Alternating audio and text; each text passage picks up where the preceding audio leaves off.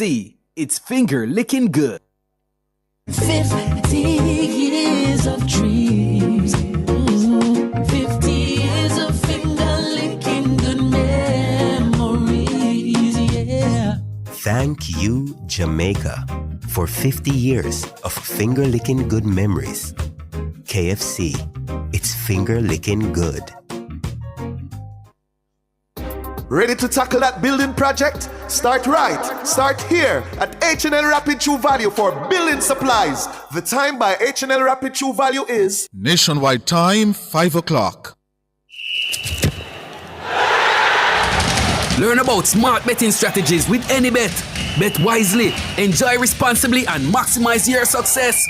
The temperature by AnyBet is 30 degrees Celsius in Kingston, 29 out west in Montego Bay.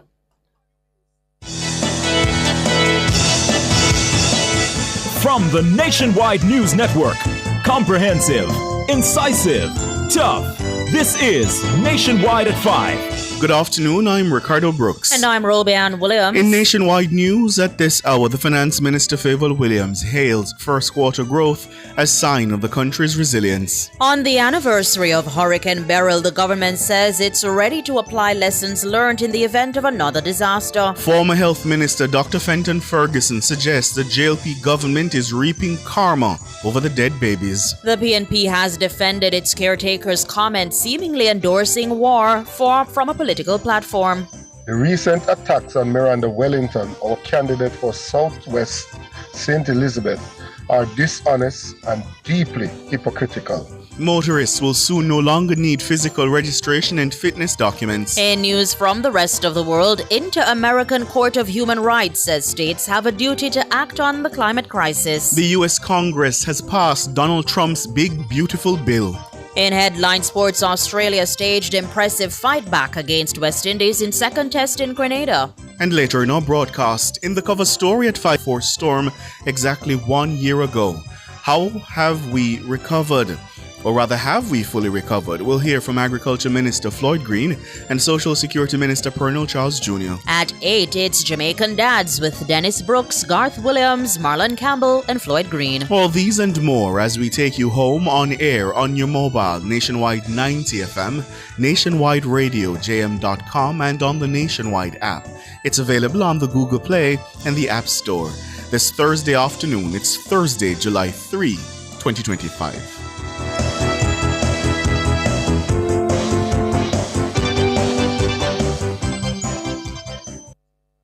This hour is brought to you by KFC, celebrating 50 years of finger licking good memories. KFC, it's finger licking good. If it's news, it's got to be Nationwide 90 FM.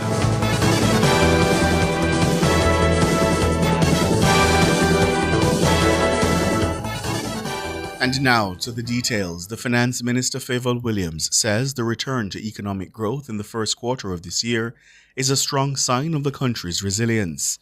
The Statistical Institute of Jamaica Statin says the economy grew by 1.1% over the January to March quarter when compared to the similar period last year. The minister says the economy has bounced back strongly despite the passage of Hurricane Beryl last year. That is excellent news. When you look at the fact that, we were buffeted by Hurricane Beryl, Tropical Storm Raphael, lots of rain in December of last year. We had negative numbers coming into this year, and to see we have such a strong, positive first quarter is really good news for us. And, obviously I love the strength in the GDP to continue. Favour Williams, the Finance Minister. The July 3 hurricane, coupled with other weather events and subsequent external shocks, resulted in Jamaica recording 2 consecutive quarters of economic decline. But economist Keenan Faulkner says the strong positive first quarter signals the end of a technical recession.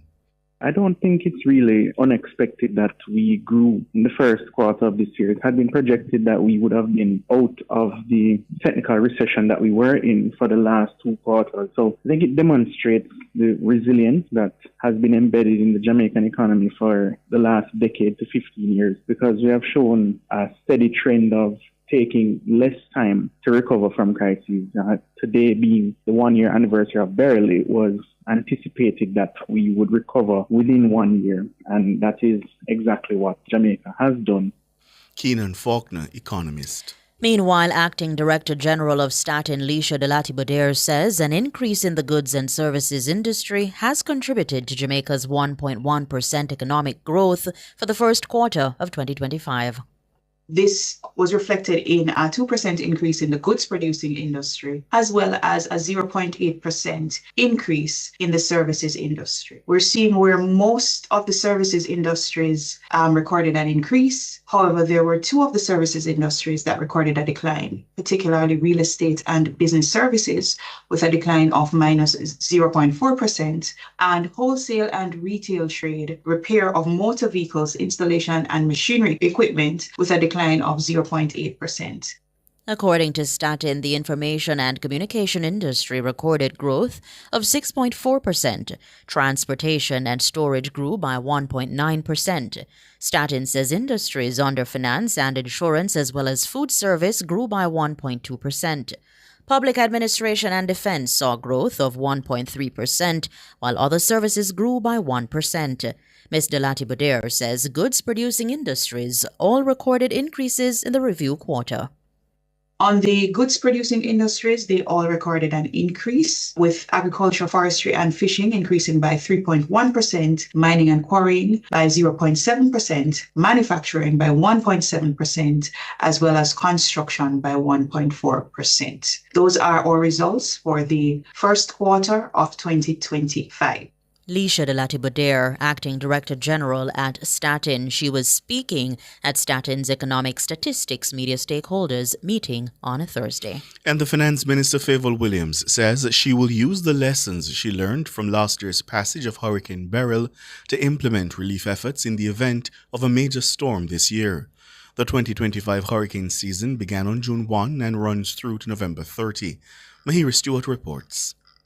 Today, July 3, marks 1 year since Hurricane Beryl made landfall on Jamaica's southern coastline. The Category 4 storm left hundreds of homes damaged and multiple sectors negatively affected.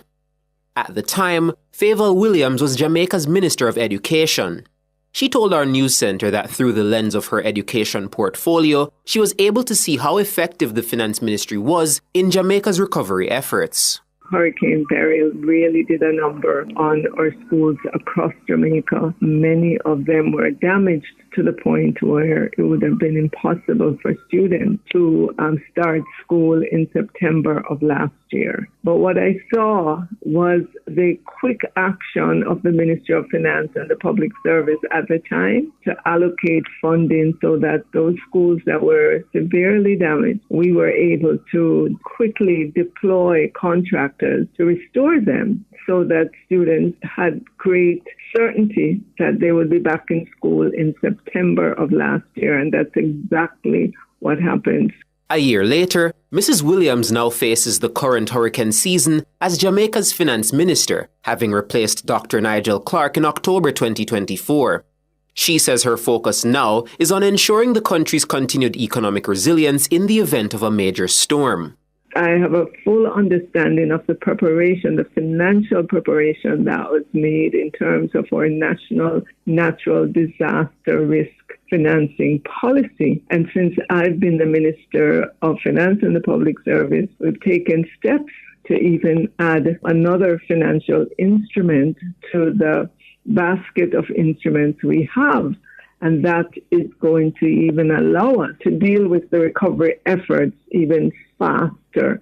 So that was big learning for me and something that I will continue into the future to ensure the resilience of the recovery effort.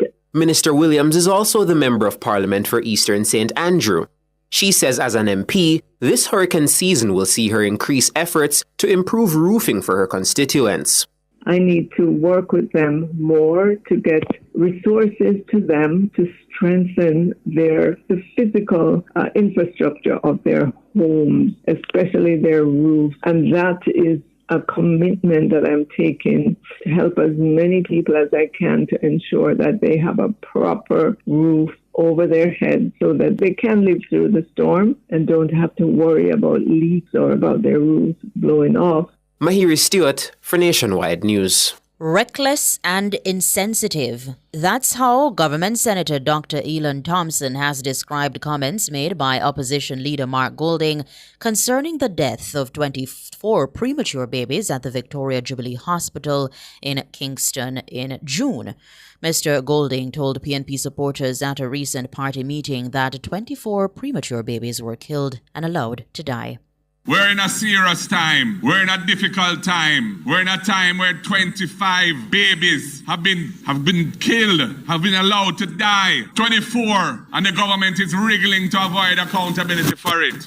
Mark Golding opposition leader, the Southeast Regional Health Authority, Sarah, says most of the newborns who died were already at risk of serious illness. Sarah explained that the babies had low birth weight and were born too early, making them more vulnerable. Dr. Thompson is calling on Golding to withdraw and apologize for his statements. He says Golding's comments represent a new low which shouldn't be tolerated in politics.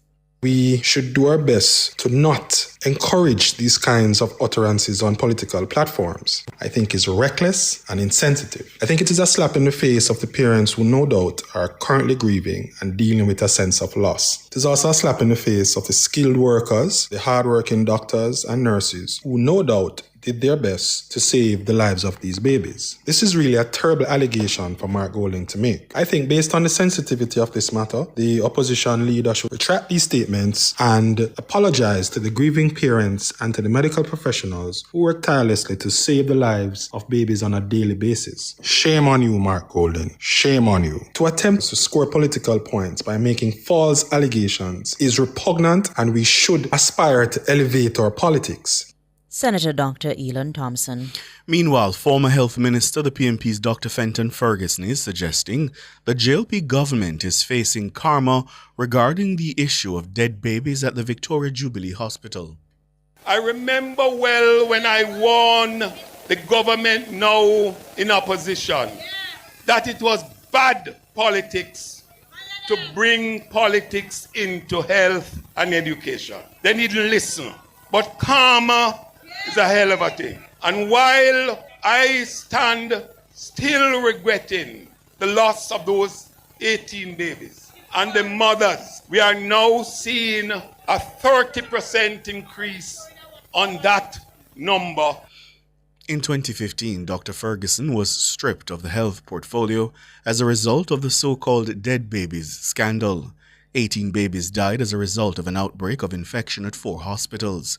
At the time, facing increasing public pressure, Dr. Ferguson told the House of Representatives that the babies were not babies in the real sense.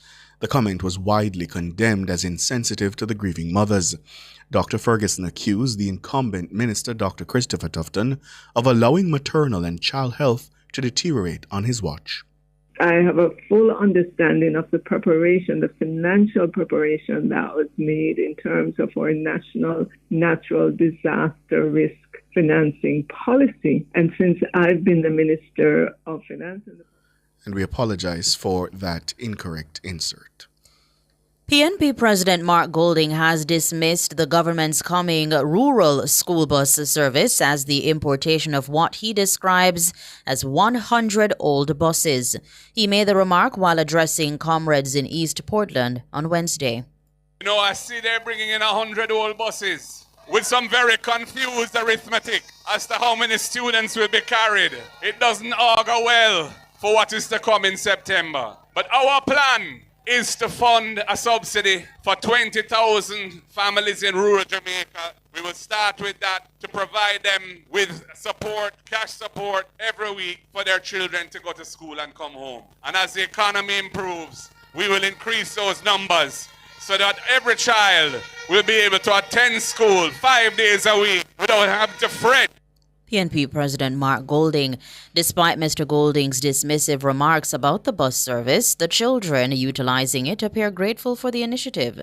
In a video posted on social media by the Member of Parliament Anne-Marie Vaz, students can be seen eagerly boarding the yellow refurbished bus in the constituency.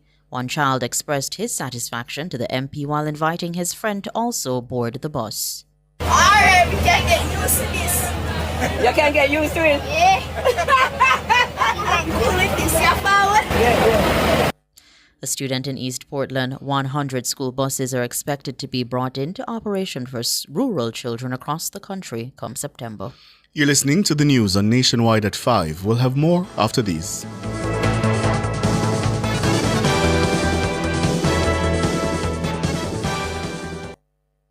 It's IQ Optical's sizzling summer sale. For this month only, get 50% off lenses when you purchase a frame. Kids get free lenses with a purchase of a frame. Make the intelligent choice with IQ Optical. Conditions apply. The time by IQ Optical is... It's 15 minutes after 5. Rentokil Initial offers air purification solutions with triple filtration and unique auto-sensing capabilities that neutralizes malodor and replaces it with clean air. Call Rentokil Initial at 926-4236 for more details. The temperature by Rentokil is 30 degrees Celsius in Kingston, 29 out west in Montego Bay. 50 years of dreams. 50 years of finger-licking good memories, yeah. Thank you, Jamaica, for 50 years of finger-licking good memories. KFC, it's finger-licking good. Residents of Portmore, you spoke and we listened. JPS is returning to the Sunshine City. Starting July 2025, you'll be able to visit the My JPS Care Hub inside Fontana Portmore. Get answers to queries related to billing, payment, prepaid electricity, service requests, and more. Our agents will be on the ground to ensure you are in and out in no time. Look out for the My JPS Care Hub in Fontana Portmore, coming this July. JPS, powering what matters. Continuing the news. In a show of solidarity, the opposition, PNP, is defending its caretaker for Southwest St. Elizabeth, Dr. Miranda Wellington.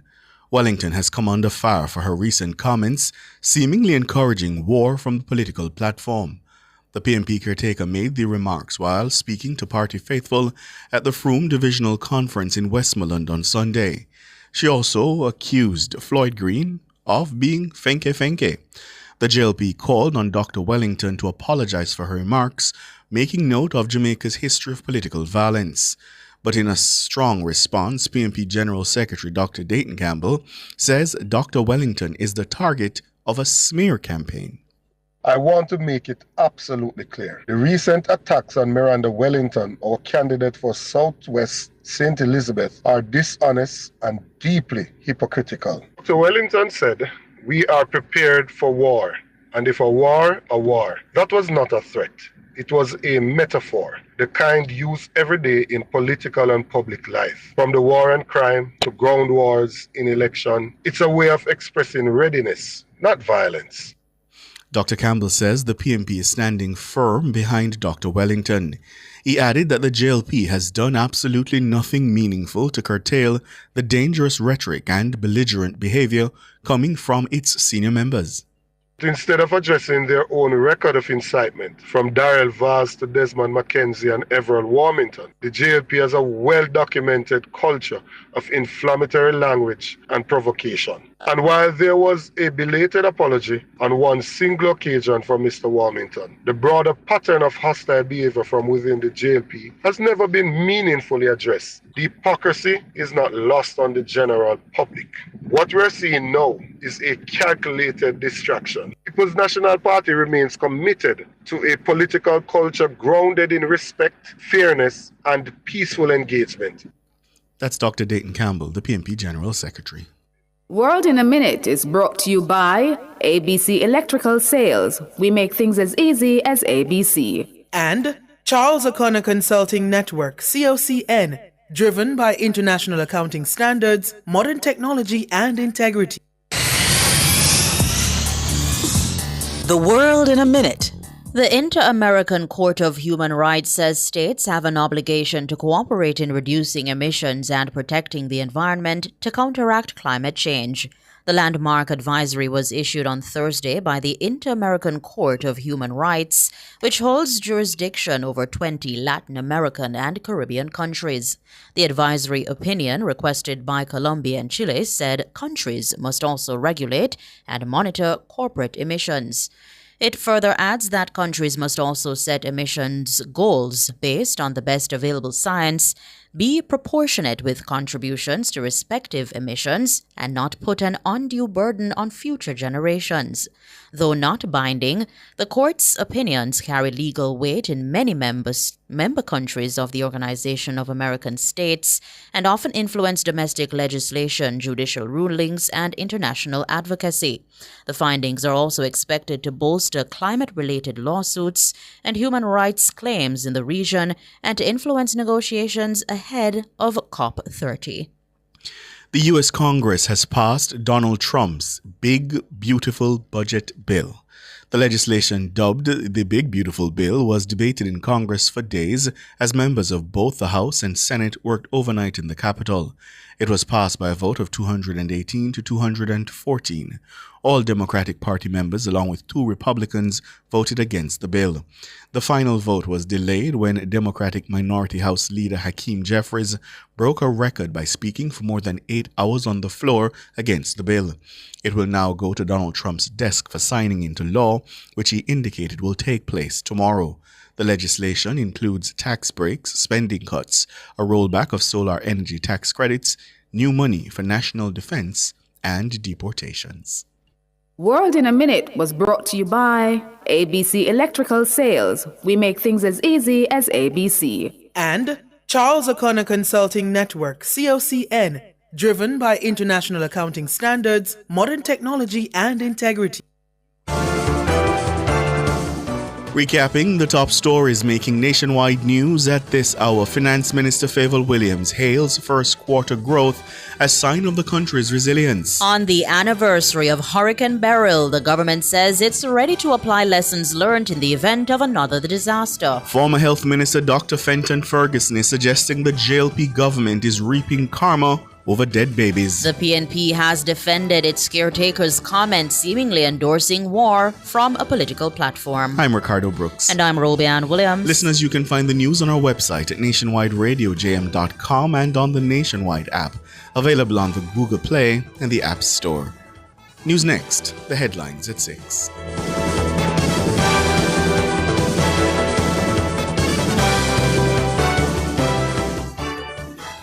Is your money idling when it could be thriving? With CIBC Caribbean's fixed deposit offering, you can take charge of your cash. With 50,000 Jamaican to start, choose terms from 30 days to 2 years. Lock in your funds and enjoy premium rates guaranteed to grow your wealth. Whether you're eyeing short or long-term gains, our fixed deposit account puts you firmly in control of your money. Now is the time to open a CIBC fixed deposit account and start earning more today. CIBC, ambitions made real. 50 years of dreams. 50 years of finger-licking good memories, yeah. Thank you, Jamaica, for 50 years of finger-licking good memories. KFC, it's finger-licking good. Residents of Portmore, you spoke and we listened. JPS is returning to the Sunshine City. Starting July 2025, you'll be able to visit the My JPS Care Hub inside Fontana Portmore. Get answers to queries related to billing, payment, prepaid electricity, service requests, and more. Our agents will be on the ground to ensure you are in and out in no time. Look out for the My JPS Care Hub in Fontana Portmore, coming this July. JPS, powering what matters. Sports at 5 is brought to you by Total Tools. Total Tools, every tool, every trade.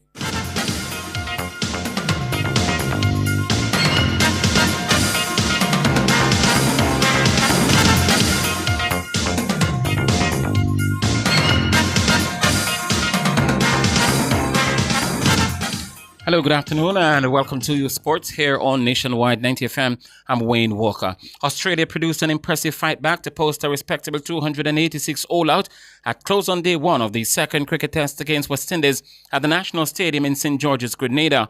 The tourists were 93 for 4 at one stage, with the likes of the returning Steve Smith 3, Usman Khawaja 16, Cameron Green 26, and Sam Constas 25 all back in the pavilion.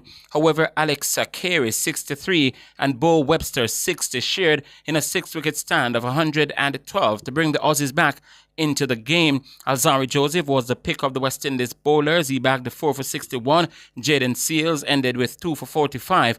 There was a wicket apiece for Shamar Joseph, Justin Greaves, and Anderson Phillip. West Indies bowling coach Ravi Rampal reflects on the day's play. Proud of the guys. Yet again, we gotten 10 wickets from the Australian batsmen. I'm very proud for that. Summing up the day, we didn't really start that well with the new ball. I think we didn't make use of the new ball, and I'm seeing a trend after lunch.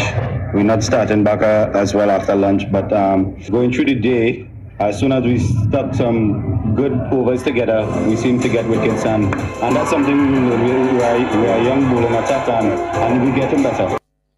Ravi Rampal. Webster, who was second top scorer for Australia, says they ended the day in a position of comfort. Yeah, I think we're pretty happy. We would have loved to get 300 plus, and a little bit to blame myself there, batting with the tail. We could have stretched that out a little bit, but no, I think we're pretty happy where we are. We've got a really good bowling attack that they bowled with lots of runs on the board, and they bowled with not many before, so they've done it all. And we back them 100% on this sort of surface, and hopefully it gets a little bit tougher to bat on as the game goes on. That's Bill Webster. The second day's play on Friday will start at 8:30 a.m. as 7 overs were lost at the end of day 1 to bad light, which prevented West Indies from starting their reply. Captain Shubman Gill crafted an epic double century as India tightened the screw on England at close on day 2 of the second cricket test in Birmingham.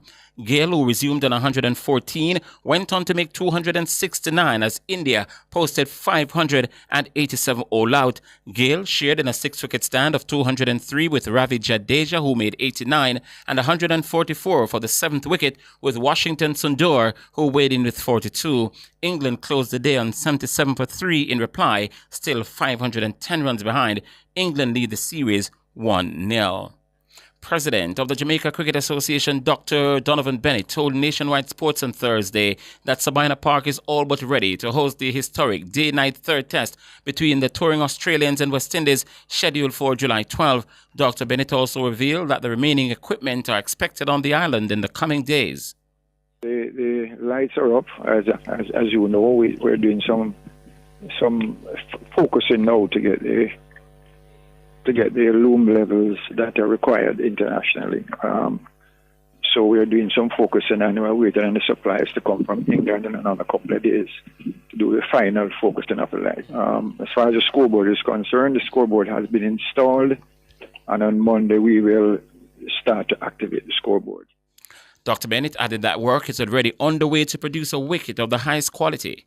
Well, we started preparation of the pitch from last week, and that is in train. It's clearly not ready yet because it's more than a week before the game started, and we are doing what is required of us at this point in time. Yeah. Dr. Donovan Bennett, president of the Jamaica Cricket Association, Sabina Park will also host 2 of the T20 internationals that will follow the test match at Sabina Park, and more details emerging regarding that fireball crash involving the Liverpool striker Diogo Jota and his brother Andre Silva this morning. The reports coming out of Portugal is that Jota did a lung surgery last week, and Liverpool's pre-season training will start on Monday. So they were heading back to the UK, but he was advised by the doctor not to take the plane. So they decided to go along the ferry route. So they were traveling from Portugal, crossed over into Spain to catch the ferry, which was scheduled to leave at 4 o'clock in the afternoon to arrive in England at 11:15 the next morning. And so they were on their way to the ferry when the Lamborghini that they were traveling in, the tires went out, according to the report, and the car burst into flames and killed both men on the spot. And so that's the latest coming out of Portugal. He lived in Porto, and there was a reporter in Porto who was talking to the international media today, explaining the events leading up to that moment when Jota and Silva lost their lives. I'm sure you're going to be hearing more in the coming days, and we'll be here to tell you more as we hear it. That will do it for sports, though. We're going to be back at 6:05 with more.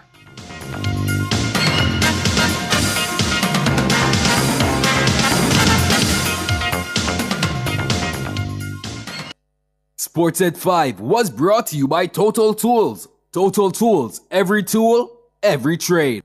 From Kingston to the world, from Montego Bay to new adventures, and from Ocherias to endless possibilities. Wherever you're headed, we will proudly take you there. Jamaica's Airport, your global gateway. The temperature brought to you by the Airports Authority of Jamaica is 30 degrees Celsius here in the nation's capital, Kingston. It's 29 in the western city, Montego Bay.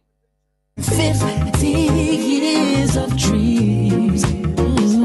50 years of finger-licking good memories, yeah. Thank you, Jamaica, for 50 years of finger-licking good memories.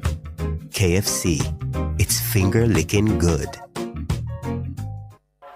Tired of waiting for your ride? Want safety and peace of mind on every journey? Amber On Time is here! With verified drivers, real-time vehicle tracking, and panic button with armed security response, your safety is our priority. Reliable service, easy booking, premium experience, it's all just a tap away.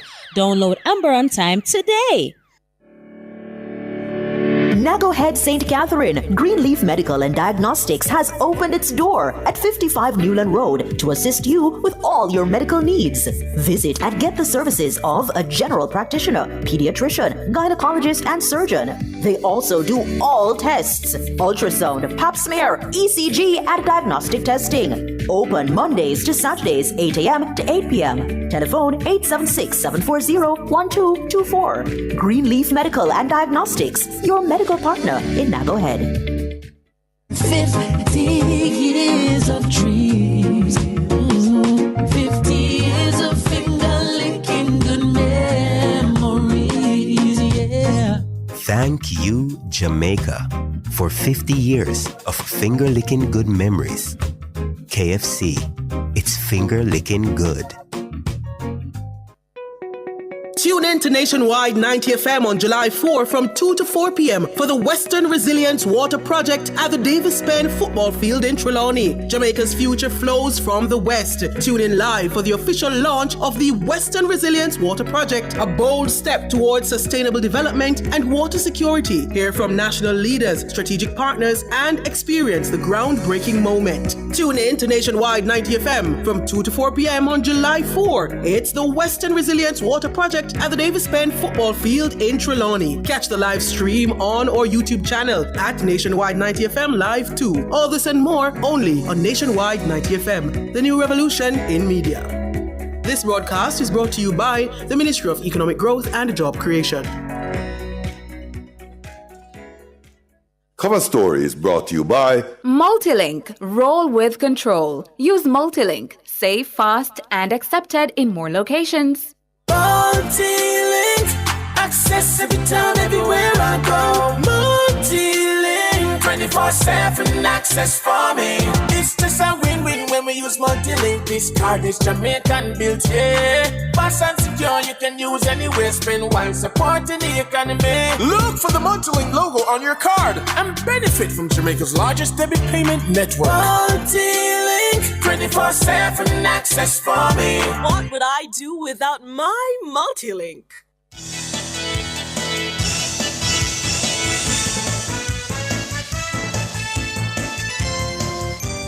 Good afternoon to you. Thank you so much for joining us here on Nationwide at 5. It's time for the Cover Story. I'm Ricardo Brooks. And my name is Sanjay Lewis. Good afternoon to you, Ricardo. Good afternoon to our listeners. How are you? I'm doing all right. How are you? I'm well. Well, listeners, our attention this afternoon is on that announcement made by Statin, because the Statistical Institute of Jamaica, Statin, says the economy grew 1.1% over the period January to March this year. The outturn was influenced by a 2% expansion in the goods producing industries and growth of 0.8% in the service industry. For the first quarter of this year, agriculture, forestry, and fisheries grew by 3.1%, mining and quarrying grew by 0.7%, manufacturing expanded by 1.7%, and construction grew by 1.4%. All areas among the services industries recorded growth except for real estate and business services, which declined by 0.4%, and wholesale and retail, which contracted by 0.8%. We're now being joined by President of Global Services Association of Jamaica, Wayne Sinclair, and the Managing Director of Celogen Limited, Devon Sterling. Gentlemen, good afternoon. Good afternoon. Good afternoon. Thank you so much for joining us. We should tell our listeners Celogen is an engineering and real estate development company. Wayne, let me start with you. Your reaction to this news for the first quarter, 1.1% growth? Yeah, I mean, whenever you have 1.1% or any kind of growth in your economy, I mean, that's something to celebrate and to be happy about. Right? The news could be otherwise, right? We could be talking about, negative numbers. So a positive number is always a good thing to see and hear. Mm-hmm. And Devon Sterling, your initial reactions to the figures that we're seeing? Well, I'm not surprised because I'm happy to see that there is growth. I actually feel it in my industry, and we can see that the activity of a lot of the industries have increased. So I'm happy to see that any growth, and I think 1.1% is significant in a quarter compared to last year. Mm. And I think that we should start to drill down now to see what we can do, what are the root causes and so on, and what we can do to get the other areas that haven't performed as well to be improved. And before we drill down into that, I want to stay with that a little bit, Devon, that point about you feeling it in your sector, because as you know, there's been a lot of conversation as to whether the national picture is being felt across the different sectors and whether people on the ground who are in business are feeling it. I recall one business leader the other day coming out and saying, boy, things are bad. The economy is bad. So talk to me a little bit more about when you say you're feeling it in your sector. All right. Well, my sector actually spans across both real estate as well as construction, and particularly the construction industry. There's quite a bit of activity, and how I feel it is that I get many call-outs to do work for persons who want to be in the construction, to have construction done, I should say. And also for myself, when I look at the ease or lack of ease that I have in terms of recruiting persons, because everybody seems to be busy, simple things like getting equipment, everybody is out and about. Busy there. And so I see increased business coming into the company, and also in terms of trying to get the support for it. The fact that these persons and the equipment is not as readily available, it tells me that they are employed in some sort of activities, and I use that now to judge that there has to be an increase in production. Yeah. Mm-hmm. But the data show, Mr. Sterling, before we come back, the data shows construction grew by 1.4%. But then when we look at real estate and business services, those contracted by 0.4%. So how do you explain then for this apparent disconnect? Well, it's not a disconnect. It really is. So both things are at two ends of the same life cycle. For example, real estate activities, you would see any increase in them once the construction of that real estate has ended. Then you get into the sales and so on. So what I would expect is that now that the industry is growing, that there is going to be, a latent effect on real estate down the line. Because if you imagine the construction cycle, the real estate aspect of it comes into being once you're selling, let's say, units, whether it be new rental spaces that are being provided or housing and so on. So they have to be built first. And a construction cycle can last anywhere between a matter of months, or sometimes there are projects that last for years. Mm-hmm. So it's not that it's a disconnect. It's that, the real estate aspect comes in somewhat towards the end. Yeah. And real estate by itself is not necessarily dependent on construction or new growth in construction too. Remember, real estate has to do also with rentals. Mm-hmm. So you have to see what might be happening, for example, in the Airbnb market. You might have to see what is happening in the commercial rental section as well, to get a whole picture. Yeah. Wayne Sinclair, I want to pick up with you on something Devon just said about sometimes the difficulty he faces in finding labor and perhaps tools to execute the task. What are you finding in your sector? Are you similarly finding that it's difficult to find people because they're otherwise employed already? What are you finding? Yeah, man, absolutely. In fact, I would say that is probably the largest challenge that we face in our industry, in addition to other costs as well. I mean, specifically the utilities, electricity, transportation, security. We talk about real estate. Rent is very expensive as well. So we have cost issues that I would say as a bucket is our biggest challenge. But yeah, I mean, labor is difficult to find. I mean, let's remember that we get a lot of our business, pretty much, the bulk of our business is from international partners, right? So far, primarily North America.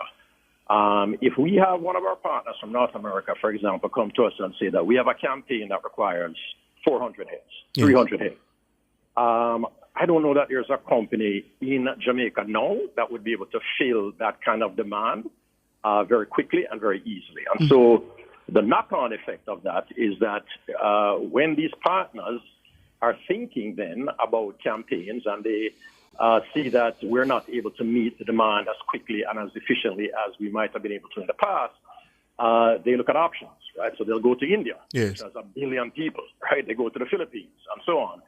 And, there's the possibility of having a sort of out-of-sight, out-of-mind effect. So on the one hand, it's a good thing when you think about unemployment at 3.4% or whatever the latest number is. Right. But it's definitely something that presents a challenge for us. And it's something that we're looking at different options to try to mitigate against that. But absolutely, labor presents a challenge. And help me understand. I'm going to get to the energy because obviously that's topical now. But help me understand something regarding labor. Is it that the crop that you're getting they're unskilled, or is it that just you're not getting the applications or the jobs because people are already engaged otherwise? So skill is an issue for sure. We have been able to mitigate against that because all our companies have very robust and sophisticated in-house training systems. So we've been able to take persons that may not necessarily have the skills and, convert them, frankly, into very skilled labor. Yeah.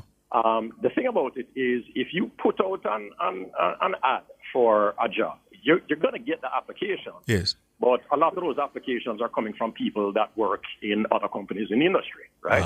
So really what you're finding is churn. You might find folks maybe just wanting, a different look and feel, maybe, testing the market to see if they can get a better wage somewhere else. Right. But not that we have that many more additional employees that we can pick on. But I don't want to underestimate the skill issue.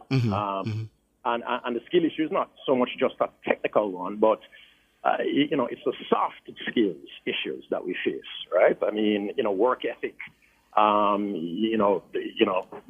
level of discipline. Yes. So soft skills is an issue as well, but I think in our industry we've done a very good job of being able to train our way up and around that and have a culture of efficiency that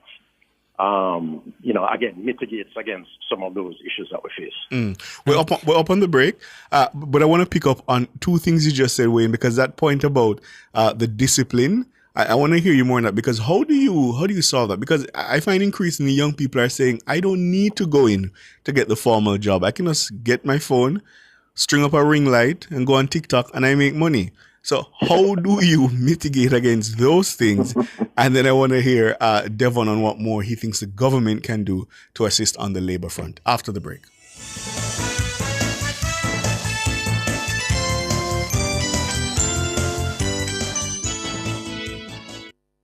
Clear your barrels and personal shipments with ease and convenience. Request a customs contactless clearance today through CCP at jca.gov.jm.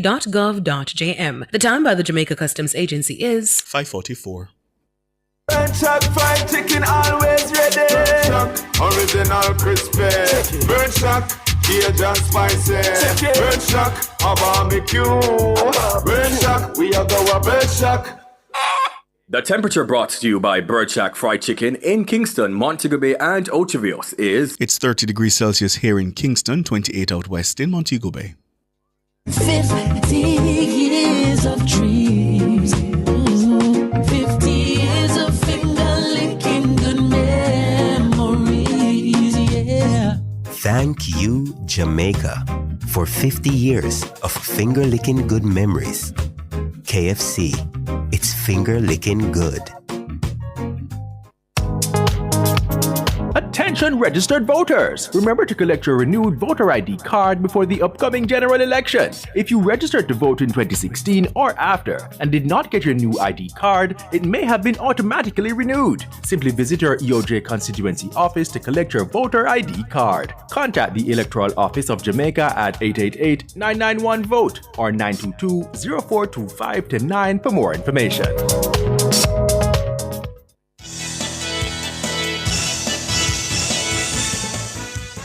Thank you so much for staying with us here on Nationwide at 5. We're inside the cover story. We're focused on news from the Statistical Institute of Jamaica stating that the economy grew by 1.1% over the period January to March this year, the first quarter. I'm Ricardo Brooks. And my name is Sanjay Lewis. And we have with us President of Global Services Association of Jamaica, Wayne Sinclair, as well as Managing Director of Celogen Limited at Devon Sterling. And I'm going to read for you, Wayne, a comment before I come back to you. Smith on YouTube says, "True, Ricardo, a youngster told me he can make US $100 a day on TikTok, so he can't work for $16,000 a week. And he just finished sixth form. These young people don't want to work. I have a friend who has a business and he can't get good workers. Yes, TikTok is taking over." How do you respond to that, Wayne? Yeah, so I mean, sure, TikTok is there. 16,000 a week. Not sure how many people in our industry are only paying people $16,000 a week, but that's another issue. But let's get real, right? Not everybody can make $100 or $1,000 or whatever a day on TikTok. Yeah. You ask how we deal with that. I actually just did a tour yesterday, and I have to really give a shout out to my friends, Jake Becker at Teleperformance, Lisa Wallace at Unique Vacations. I mean, you walk into these facilities, and it's like you walk into Google in Silicon Valley, right? I mean, the kind of atmosphere and culture that we in this industry have created, and it's across the board. Conduit, AdPoint, ITEL. I mean, you walk into any of these companies, and you're going to find a very welcoming culture, a culture that promotes development. I just mentioned, Lisa at Unique. He started out as an agent, and now he runs that entire shop for the entire Caribbean, right? So there's no other industry in Jamaica that promotes development and advancement of its employees. I don't believe, maybe I'm a little biased, than the BPO industry. So it's really about instilling a culture of development. We find that, as I said, not everybody is going to be able to make a bunch of money on TikTok. Right. There's still quite a few people that do want to have careers and do want to be in an environment that promotes their development. And you're saying you guys are creating that atmosphere and that environment? Absolutely. 100%. Yeah. And Devon Sterling, Ricardo had asked the question about the government. What more do you think the government can do to facilitate the process of individuals looking for jobs in these various sectors? Well, I'm not sure what more the government can do per se. My thoughts on it is, in terms of, for my business as an example, like when I have had to find ways of reaching out to the better persons, because we still have a mentality. First, let me go back. My field, that of construction, is mostly having to do with persons in the vocational, who have vocational training. Mostly persons with skill sets that are hands-on and so on, and not so much, in the heads, and that's fine. The thing about it is that when we lost apprenticeship as one of the ways to get persons trained, it's no longer a practice that is being encouraged at a government level, I wouldn't say, because I don't see any incentives for it. But it's something that I have had to adopt, and we do that at our company. And this is how we try to get in the person from early. We might take in some interns from NC to vet or something like that, and try to bring them here and train them and let them see the importance of the job there, and try to broaden their horizons, and so they stay. But as I said, most young persons, when they come in, they either scoff at vocational work. They're still doing that, looking to be the next star, the next big thing, the next big internet sensation, which is they believe that can be them, and they're no longer grounded in the reality of let's go out and do some work. You can make some money doing other things. Yeah.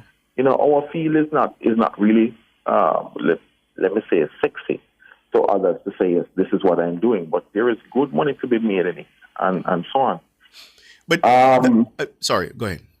No, I would like to say that I don't know what much more the government can do about ethics and discipline, because, like, Wayne, this is a major thing that we have here. We persons are not committed to the job. They will cut corners and so on, and we have to be sifting out every day to find the person that has that little spark of discipline and ethics that we can mold and grow. So that's a fact. I'm sorry, I don't know. This looks like a social issue, as opposed to anything that any government can really incentivize right now. The point you made, though, about the value that's placed on vocational work, is that how you termed it? I wonder if you think from an education perspective, because the truth is, from we're young, they tell us that you ought to aspire to be a doctor, lawyer. Yeah, those are the careers. You're right. Vocational work is not thought of as sexy. And there was a time, in fact, certainly when I was going to school, if you did vocational work, you were almost looked down on. Yeah. So, how do you think we should approach that as a society? Well, as a society, first off, I would say I'd like to lift up persons who are doing well in these industries, because there are many. When I, for example, might watch a snippet on Denby, you see that there are some young farmers out there and they're making serious money. I have relatives where that is what they've done. They've walked out of the BPO. No offense to Mr. Sinclair, but they've walked out and they're now farming and they're making money. The thing about it is that if we can show these examples, that the average farmer, the average construction person is not somebody who is deficient in any way, but has chosen that as a proud way to express or to contribute to society. Once people are able to see that, then I believe that the minds can change. Yeah. Wayne, final thoughts from you. State of the economy, state of doing business. You talked about energy. You heard the energy minister's announcement regarding the JPS license. What's your reaction to that? Interesting. I hope there are takers that can put together a serious bid to maybe compete. But we need it, right? I mean, as I said, that is probably, for my industry at least, that is probably one of the biggest headwinds that we face.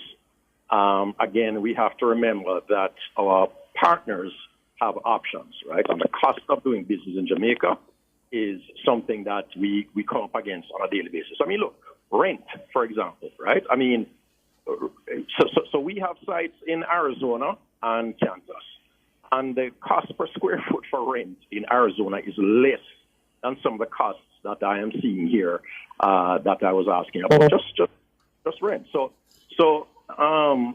it's good to see that we have this kind of growth. I suspect it will continue. Certainly hope it will continue for the betterment of the country.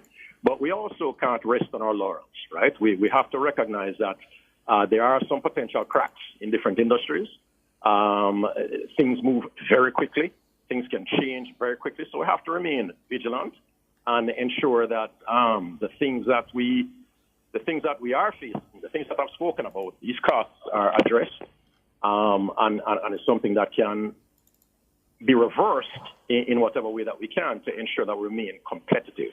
Because we are, specifically in the BPO, we're in a very competitive industry. It's a globally competitive industry, and many countries are coming on, nipping at our heels, trying to get in on the business. So we just have to stay vigilant, and we just have to keep innovating, and we just have to keep producing the kind of service that we have come to be known to produce now, since we've been doing this for the past 20 to 25 years. Mm-hmm. And Devon, final question to you. Based on the first quarter's economic data and the current trends that we're seeing, are you optimistic about Jamaica's growth, especially in the construction and the development sector for the rest of the year? Oh, yes, I am optimistic. I mean, I have seen some trends, most notably the NHT rate increase announcement that now allows more potential buyers now to be in the market looking. So I believe that the starts that have been announced will come to fruition very well. I look at other related activities that's going on, the Port Authority and their rollout of new spaces and so on. We look at what's happening with NWAC and the government inspired infrastructure development. All of those will have a ripple effect, I believe. And so far, for this economy, I can see that there's a certain amount of predictability of what the future will hold. And so I expect that there will be more ongoing investment. And certainly, the demand still remains great. And while that is the case, I know that certainly for the construction industry, that we should see more players coming in and so on. So that's why I think the future still looks bright. For Jamaica, certainly for the rest of this fiscal year. All right, gentlemen, thank you so much. Devon Sterling of Celogen Limited and Wayne Sinclair of Global Services Association of Jamaica. Really appreciate your time. Thank you very much. All right, thank you. Have a good one.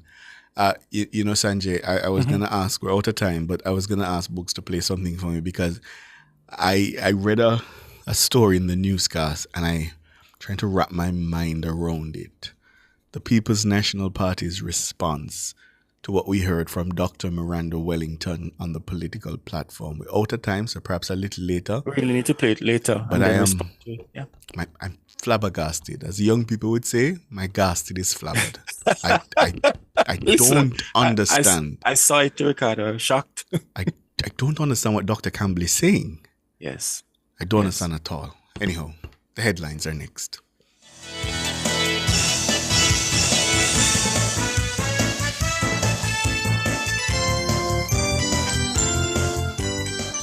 Cover Story was brought to you by Multilink. Roll with control. Use Multilink. Safe, fast, and accepted in more locations.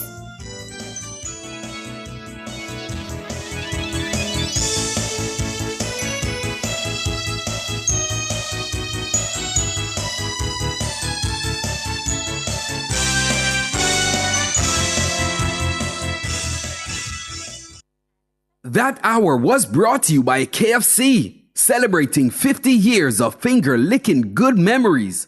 KFC, it's finger-licking good.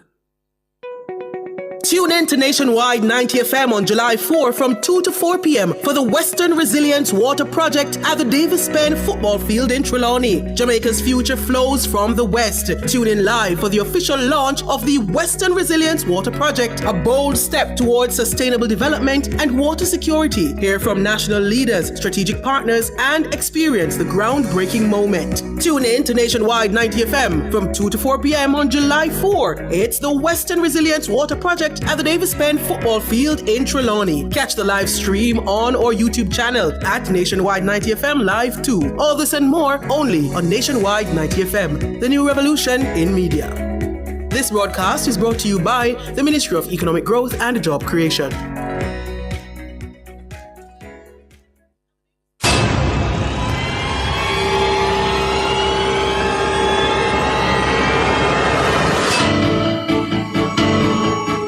If it's in the public's interest, it's the nation's business during Nationwide at 5.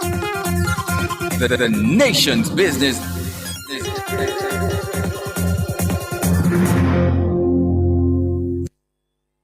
The time brought to you by Guardian Life. Live secure, live easy is 6 o'clock.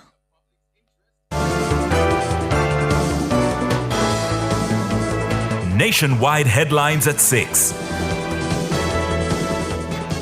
Good evening with the headlines at 6. I'm Shaloy Smichael. Finance Minister Favour Williams says the return to economic growth in the first quarter of this year is a strong sign of the country's resilience.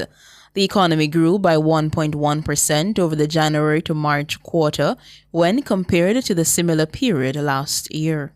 That is excellent news when you look at the fact that, we were buffeted by Hurricane Beryl, Tropical Storm Raphael, lots of rain in December of last year. We had negative numbers coming into this year, and to see we have such a strong, positive first quarter is really good news for us. And, obviously I love the strength in the GDP to continue.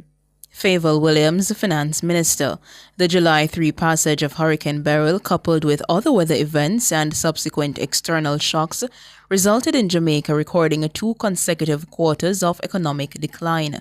But economist Keenan Faulkner says the strong positive first quarter signals the end of a technical recession. I don't think it's really unexpected that we grew in the first quarter of this year. It had been projected that we would have been out of the technical recession that we were in for the last 2 quarters. So I think it demonstrates the resilience that has been embedded in the Jamaican economy for the last decade to 15 years, because we have shown a steady trend of taking less time to recover from crises. Today being the 1-year anniversary of Beryl, it was anticipated that we would recover within 1 year, and that is exactly what Jamaica has done. Keenan Faulkner, economist. Reckless and insensitive. That's how Government Senator Dr. Elon Thompson has described comments made by opposition leader Mark Golding concerning the death of 24 premature babies at the Victoria Jubilee Hospital in June. Mr. Golding told PNP supporters at a recent party meeting that 24 premature babies were, quote, killed and allowed to die. We're in a serious time. We're in a difficult time. We're in a time where 25 babies have been killed, have been allowed to die. 24, and the government is wriggling to avoid accountability for it. Mark Golding, opposition leader. The Southeast Regional Health Authority, SARA, says most of the newborns who died were already at risk of serious illness. SARA explained that the babies had a low birth weight and were born too early, making them more vulnerable. Dr. Thompson is calling on Golding to withdraw and apologize for his statements. We should do our best to not encourage these kinds of utterances on political platforms. I think it's reckless and insensitive. I think it is a slap in the face of the parents who no doubt are currently grieving and dealing with a sense of loss. It is also a slap in the face of the skilled workers, the hardworking doctors and nurses who no doubt did their best to save the lives of these babies. This is really a terrible allegation for Mark Golding to make. I think based on the sensitivity of this matter, the opposition leader should retract these statements and apologize to the grieving parents and to the medical professionals who work tirelessly to save the lives of babies on a daily basis. Shame on you, Mark Golding. Shame on you. To attempt to score political points by making false allegations is repugnant, and we should aspire to elevate our politics. Dr. Elon Thompson, government senator. Meanwhile, former health minister, the PNP's Dr. Fenton Ferguson, is suggesting the JLP government is facing karma regarding the issue of dead babies at the Victoria Jubilee Hospital. I remember well when I warned the government now in opposition that it was bad politics to bring politics into health and education. They didn't listen. But karma is a hell of a thing. And while I stand still regretting the loss of those 18 babies and the mothers, we are now seeing a 30% increase on that number. In 2015, Dr. Ferguson was stripped of the health portfolio as a result of the so-called dead babies scandal. 18 babies died as a result of an outbreak of infection at 4 hospitals. Dr. Ferguson is now accusing the incumbent minister, Dr. Christopher Tufton, of allowing maternal and child health to deteriorate under his watch. As it is now, the situation has slipped in terms of maternal and child health. So, Comrade Leader, the ball is in your court to ensure that this matter don't go to sleep. But I say, as I said in 2015, there are some areas of governance that politics should not be involved in terms of what will happen. Because as it is now, for different reasons you will have babies dying. But there are many tiers of persons that should also be held accountable. Dr. Fenton Ferguson, former health minister. The opposition PNP has defended its caretaker for Southwest St. Elizabeth, Dr. Miranda Wellington, over comments she made seemingly endorsing war from a political platform. The PNP caretaker made the remarks at a divisional conference in Westmoreland on Sunday. Farmers are out of work. Nobody can produce. You can't buy fertilizer. You can't buy seed. You can't buy water. So how you gonna farm? If I war, don't want make it start. If somebody not dead for me. This is not going to be an easy victory, but I want you to know that we're prepared for war. And if a war, a war! March, we are march, march, march, march, we are march, march, march. Dr. Miranda Wellington, PNP caretaker for Southwest St. Elizabeth. The JLP called on Dr. Wellington to apologize for her remarks, citing Jamaica's history of political violence. But in response, PNP General Secretary Dr. Dayton Campbell says that Dr. Wellington is a target of a JLP smear campaign. He says the JLP has done nothing meaningful to curtail the dangerous rhetoric coming from its senior members.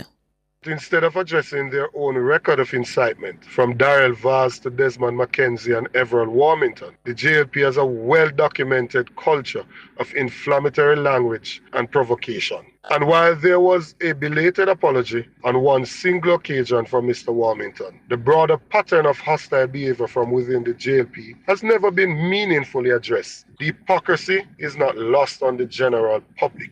What we're seeing now is a calculated distraction. People's National Party remains committed to a political culture grounded in respect, fairness, and peaceful engagement.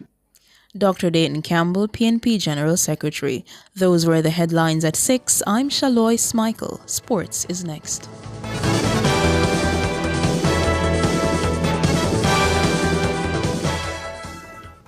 Since 1995, we've been your go-to source for everything related to billiards, amusement machines, and electronics. With locations at 1A Lindsay Terrace, Kingston 10, and the Village Plaza, Big Bridge, Savannah Lamar, we offer top-quality pool table parts and accessories, cutting-edge gaming machines, and more. We also specialize in assembly, sales, and service of amusement machines. We provide unmatched customer service, expert solutions, and products tailored to your needs. Who are we? We are Eclipse Enterprise. Telephone 876-960-3891.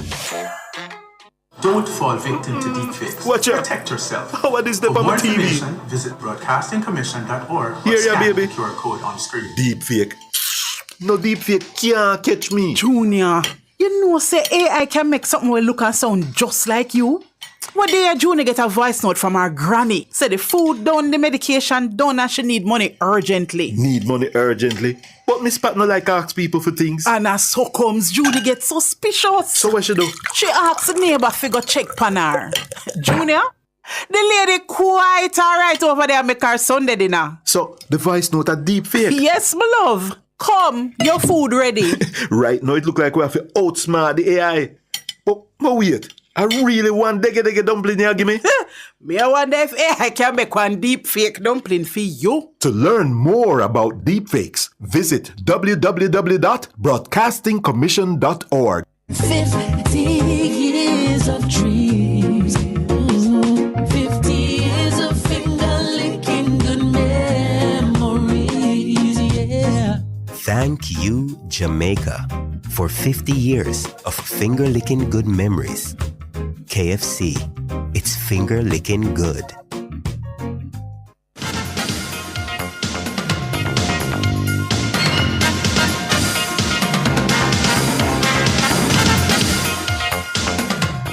Good evening with your sports report. I am Alwick Swaby. We bowl things off with some cricket as Australia produced an impressive fight back to post a respectable 286 all out at close on day one of the second cricket test against West Indies at the National Stadium in St George's, Grenada. The tourists were 93 for 4 at one stage with the likes of returning Steve Smith 3, Usman Khawaja 16, Cameron Green 26 and Sam Costas 25 all back in the pavilion. However, Alex Carey 63 and Bo Webster 60 shared in a 7th wicket stand of 112 to bring the Aussies back into the game. Alzarri Joseph was the pick of the West Indies bowlers with 4 for 61. Jaden Seals ended the day with a 2 for 45, while there was a wicket apiece for Shamar Joseph, Justin Greaves and Anderson Phillip. West Indies bowling coach Ravi Rampal reflects on the day's play. Proud of the guys. Yet again, we got 10 wickets from the Australian batsman. I'm very proud for that. Summing up the day, we didn't really start that well with the new ball. I think we didn't make use of the new ball, and I'm seeing a trend after lunch.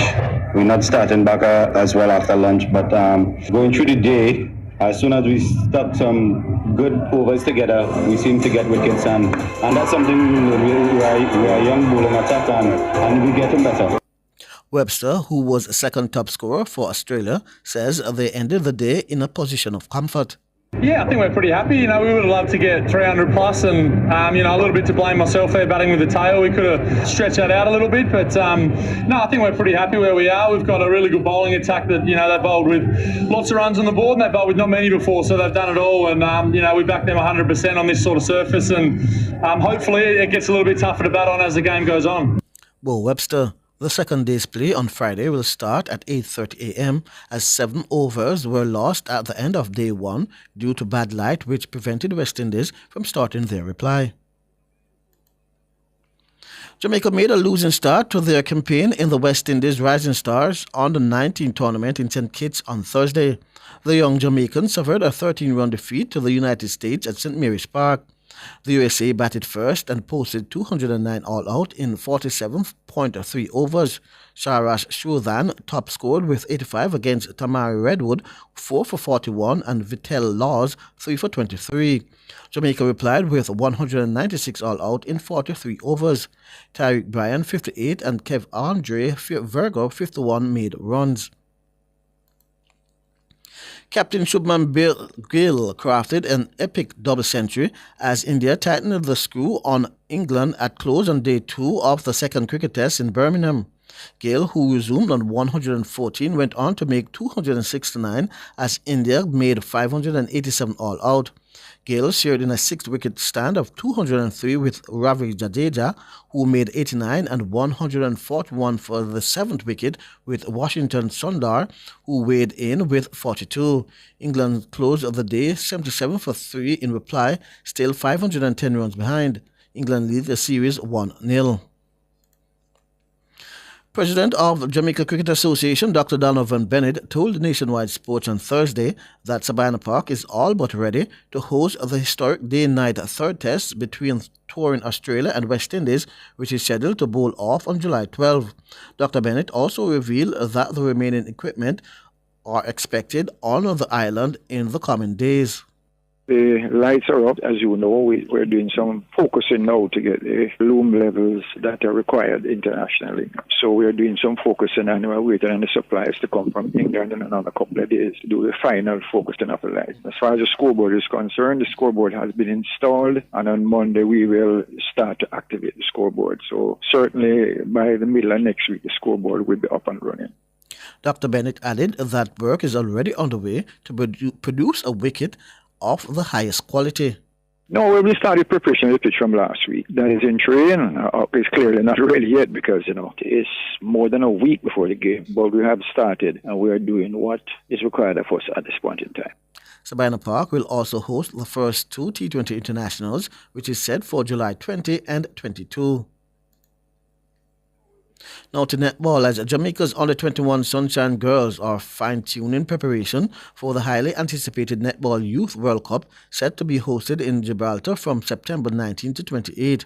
According to assistant coach of the team, Nadia Hansen, the youngsters are currently using the ongoing Red Stripe Flavors Elite Netball League as preparation work leading up to the World Cup.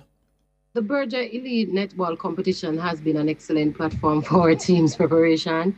It provides a competitive environment where we can test our strategies, assess players' combination, and identify areas for improvement on the real match conditions. So far, the preparation is progressing well. We've seen significant growth in team chemistry. Fitness level, not where we exactly want it to be, but our young players are gaining valuable experience. This will be the first Netball Youth World Cup hosted since 2017. The Jamaicans have twice stepped on the podium, having received a silver medal in 2000 and a bronze medal at the 2013 Games. Hansen shared that she's anticipating a strong showing from the girls. A successful tournament this year would be one where we not only improve on our past finishes, but also show consistent high-level performance throughout. Finishing on the podium is always a goal, but given the progress where we made as a team, both in terms of preparation and cohesion, I believe we're capable of challenging for the title. The team received a financial boost from the Bob and Rita Marley Foundation to the tune of $500,000.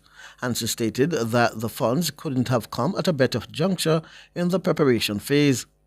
Came at a very opportune time for us. As we gear up for the September tournament, there are increased demands, whether it's training, camps, equipment, players' wellness, our logistics. This financial support allows us to address those areas properly and ensure that we can focus fully on preparation without, the usual financial constraint. Nadia Hansen. The Homewood Technical High School's under-19 netball team continued their lustrous 2025 season by winning the World School Netball Cup in England last month. The Manchester-based school added the international silverware to their trophy cabinet after beating Solihull Hall of England 1918. Homewood's goal attack Jada Ricketts believes poor marking from her team made the game closer than it should have been. It's been pretty great. We have been preparing for this. So we went out there with a strategy and I think we keep that. So that's what makes us win. It was good even though our team wasn't marking close enough, but we put in the work. Homewood is the first Jamaican team to compete in the tournament. It was good. I think we enjoy our opportunity and experience here. It's a great feeling, but I think that I could help my team more. Thank you guys for the support and the sponsor. Hi guys! Jada Ricketts. Now, South Africa's Red Hill School won the Under-17 championships, while Solihull won the Under-15 title. The Under-13 title went to UAE's Dubai College. Now to basketballers, Campion College Crocs will take on the Bulldogs from the Cayman Islands in the opening match of the Cayman Hoops Fest at the ARC in Cayman Bay on Thursday evening at 6 p.m. Coach of the Crocs, Ryan Martell, says the players are eager to take to the court. We are excited to be here. We are happy and grateful for the invitation. Right now the boys are overwhelmed, bubbling, high energy in the camp. We are ready and rearing to go. At this point, we are in a little bit of dilemma because we want to see so much in the island, but we know we are here for basketball because that's our primary thing. But we're just loving it so far. Martell says this is a game no one should miss. To miss in Jamaica, they say, is to this. And so, of course, we know we have a lot of friends from the diaspora who are in the Cayman Islands, whether for work, for living, and for different various things. And of course, whenever there's a clash between Jamaica and the Cayman Islands, that's something for you to see. And we're not just saying to come out because we just wanted to come out there. It's a quality game you're coming to see. And so if you really want to see basketball at its highest point, you really don't want to miss this. And these are our juniors, so this is our future generation we're talking about. Ryan Martell. In the second match, the Cayman Under-17s faced the Texas Tigers. Now to squash, as Team Jamaica bagged 2 individual medals at the end of the individual section of the Junior Caribbean Era Squash Association Championships currently underway in the Cayman Islands. Vice Captain Mehar Trehan took silver when she lost 3-2 against Ebony Arthurly in the final of the girls Under-19 matchup. Getting 2 games of Arthurly is considered significant, as that was the first time ever that any player was beating her in any games. However, she rallied back to win the match. Captain Shanjana Nadapati won her bronze medal in straight sets 3-0 over Gabrielle Tortiera in a commanding performance. Ellie Wilson, the other under-19 girl in the championships, lost 3-0 to Milan Lamottini for the sixth-place playoff. Now to swimming, as almost 40 swimmers have been selected to represent Jamaica at the Goodwill Games to be held in Barbados from August 15 to 17. The Jamaicans will compete in 5 age groups for both boys and girls. Team manager Christina Chuck says she has been scouting their opponents. Amazing. We have actual national record holders on the team. 2 of the girls going have records in relay, and then we have meet record holders as well who are going. We have very strong in our 9, 10, and 11, 12 girls. They're very strong. When I look at the rest of the Caribbean, they're very strong because I'm like that. Look, it's a very strong team. It will cost over $400,000 per swimmer to compete at the meet. Over the years, the burden has been on the parents to fund the swimmers' participation. However, Chuck says the ASAJ has been proactively trying to ease the burden on the parents' pocket. They had an award ceremony early out in the year, and they've pegged some of that money, that the profits they made from that, towards Goodwill. They also have 2 initiatives right now that are happening early in July. We want people to help to come out to that. We have a movie night and a Kaluki tournament on the 12th of July. So those are being spearheaded by ASAJ. One of my jobs is to reach out, obviously, to the ministry and other sponsors. We had a parent meeting on Monday, and subsequent to that, I've had parents reach out and say, please send a proposal here, here, here. So we have a few that we can reach out to get some money. Christina Chuck, I'm Alwick Swiby, and that's your sports.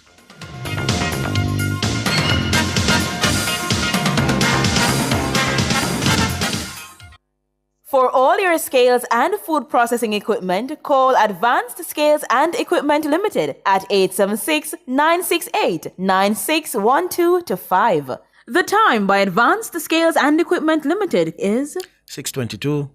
We have, as a people, been fed a steady diet of information, oftentimes untrue, that nothing nah go on. This is probably the first government that almost every single day of the week could have a groundbreaking, a handing over, a contract signing, a commissioning, because enough things are going on in Jamaica under the Andrew Holness-led government. Enough things. So when they come to you with the negativity about nothing nah go on, you may not see what is happening. So when you see groundbreaking, we have been working 2 years, 3 years before, bringing it through a process, and we have all kinds of projects, not in a pipeline. Our projects are on a track, so we have a train line of projects to come. This message is brought to you by the Office of the Prime Minister. 50 years of dreams.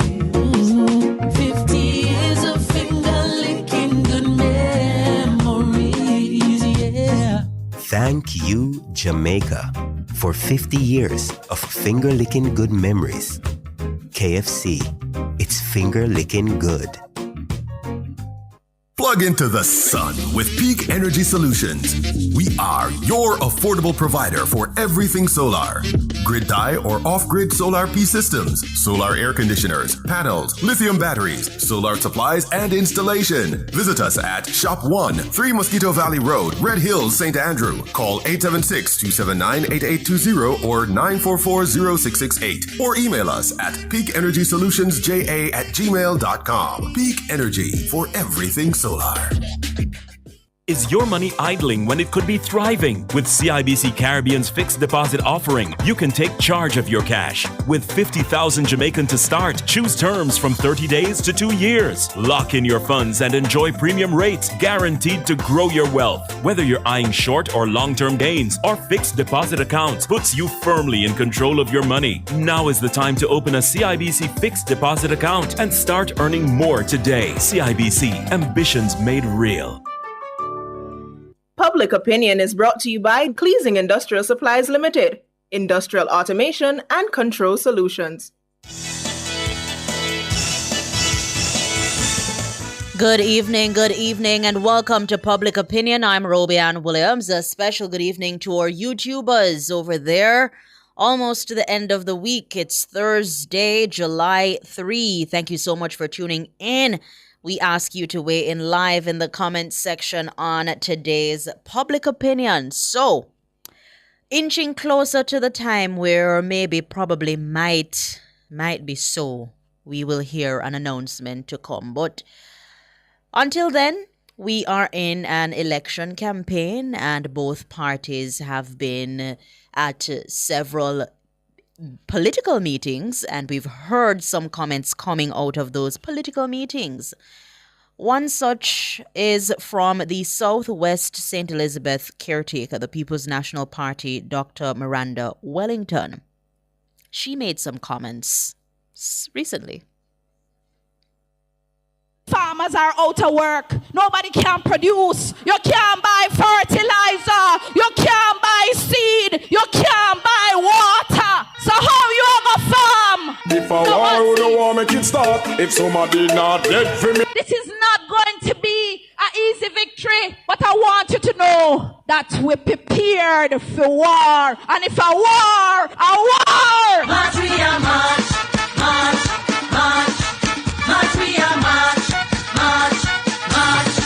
That was Dr. Miranda Wellington, caretaker, PNP caretaker for Southwest St. Elizabeth, but also Southwest St. Catherine Member of Parliament. Everald Warmington came under fire where he had to issue an apology. Yeah, since this week he had to issue an apology for comments he made concerning voting when he was urging voters in Westmoreland to vote, lock them eye and vote. So, in public opinion this evening, we're asking, should party leaders sanction candidates who incite violence on the political platform? That's the public opinion question we're asking. And as I tell you, the campaign season is heating up.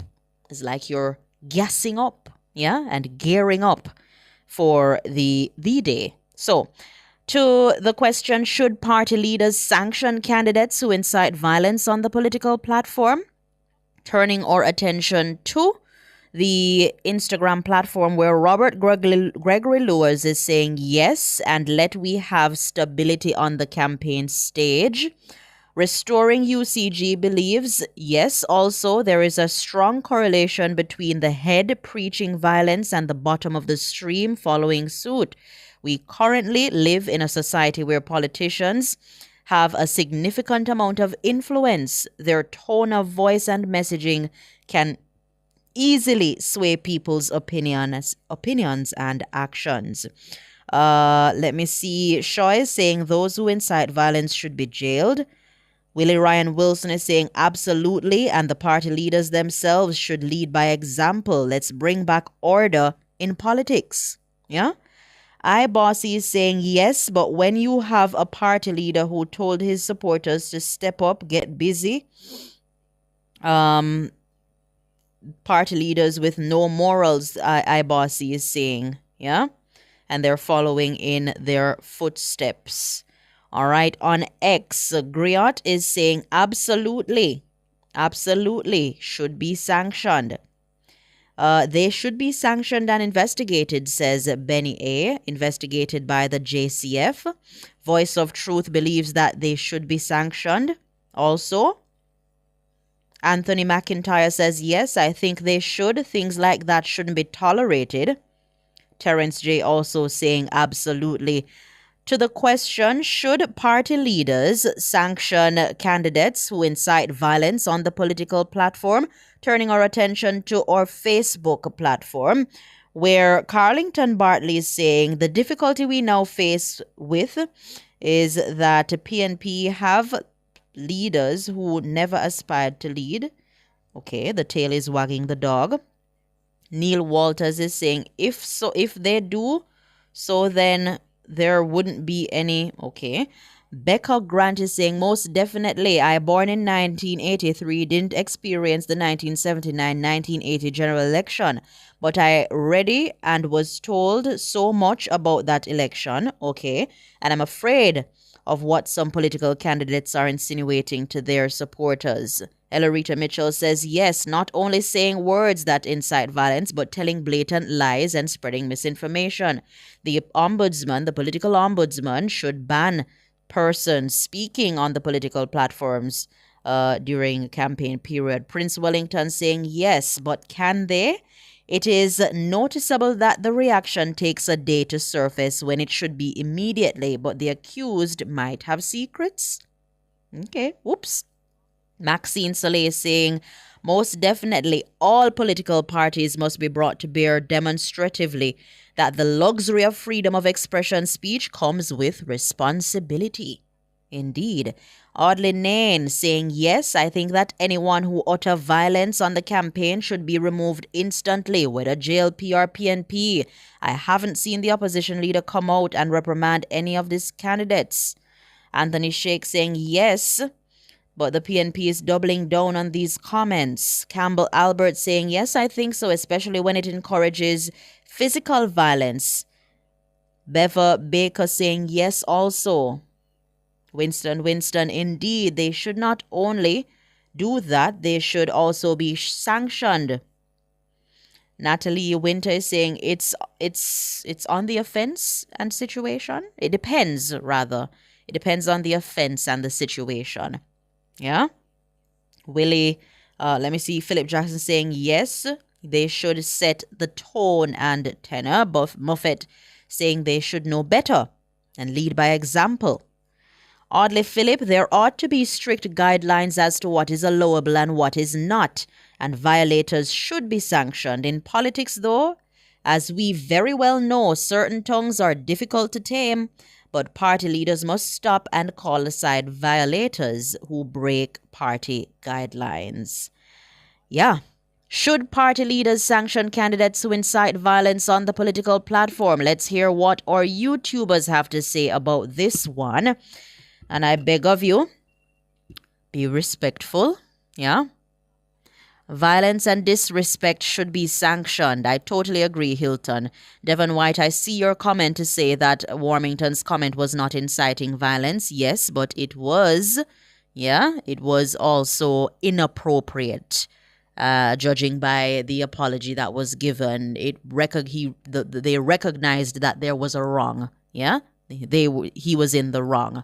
Let me see. Miziel Sterling is saying the woman let down other woman big time. Maybug saying hard to sanction someone when you are the instigator. A nation we need to temper our tempers. We're too hot-headed. Yeah, we're too hot-headed. Yeah. Samuel Gales says yes, but you won't get that from the PNP party. Cheryl Griffith says if the party leader himself is innocent, then yes. Let me see if I can get in some more. Let me see. Yes, coming from Jordan Kinghorn. Mercedes also saying yes. I'm not telling a lie. Say some people just see green and orange, like, you know, see beyond green and orange. Like, come on. Thank you guys so much for participating in Public Opinion. The business report is up next.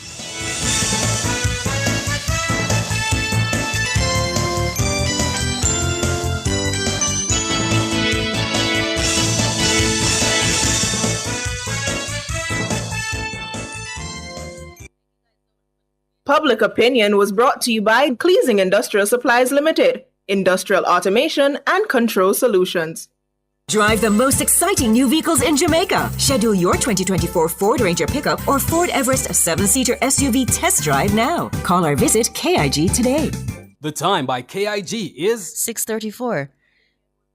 Visit Marshall's Pharmacy, Greater Portmore, for all your prescription needs, gifts, personal care, household, and stationery items. The temperature by Marshall's Pharmacy, Greater Portmore is 29 degrees Celsius in Kingston, 26 Southwest in Montego Bay.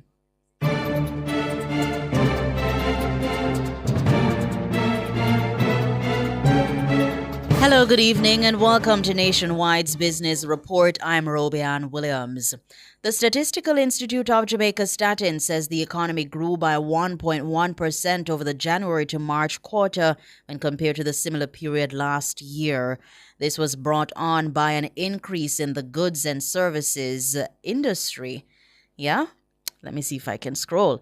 According to Statin, yes, the information and communication industry recorded growth of 6.4%. Transportation and storage grew by 1.9%. Statin says industries under finance and insurance, as well as food service, grew by 1.2%.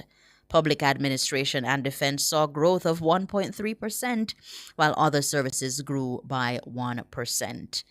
Hiring in the U.S. defied expectations with 147,000 jobs added in June. That's according to the latest figures. The gain was much bigger than the 110,000 analysts had predicted. The unemployment rate declined to 4.1%, down from 4.2% in May. That's according to the Labor Department. However, concerns remain around hiring in the private sector, and analysts point to a growing caution among firms, with many employers hesitant to take on new staff or replace those who leave. Job gains for April and May were also revised up by a combined total of 16,000. And finally, in the currency markets at the close of trading today, it cost 160 Jamaican dollars and 35 cents to buy $1 US, 221 Jamaican dollars and 86 cents to buy 1 British pound, and 118 Jamaican dollars and 51 cents to buy the Canadian dollar. That's the business report. I'm Roby Ann Williams. Good evening.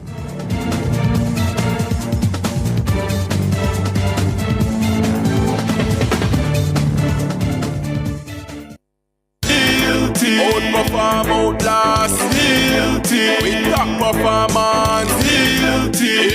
top performance, Jackama, reliable, full stop, not comma. We have the expertise for drilling and demolition. We have the power tools for plumbers and electrician. Fancy electrodes, free parts and free repairs. Free parts, free repairs. In 2 to 3 years. Hilton, available at Delta Supply, 106 Hagley Park Road. Call us at 876-302-6111-4. Delta Supply, we service what we sell. You've led teams, built businesses, and influenced change. Now, lead research that transforms your field. Apply now for the University of the Commonwealth Caribbean's Doctor of Business Administration or Doctor of Professional Practice. Flexible, research-based, and designed for working professionals. All UCC programs are accredited by the University Council of Jamaica. Learn more and apply online at ucc.edu.jm. UCC, fostering leadership and innovation. 50 years of dreams, 50 years of finger-licking good memories, yeah. Thank you, Jamaica, for 50 years of finger-licking good memories. KFC, it's finger-licking good. Teach your kids smart money habits starting now. Open a student saving account on the spot.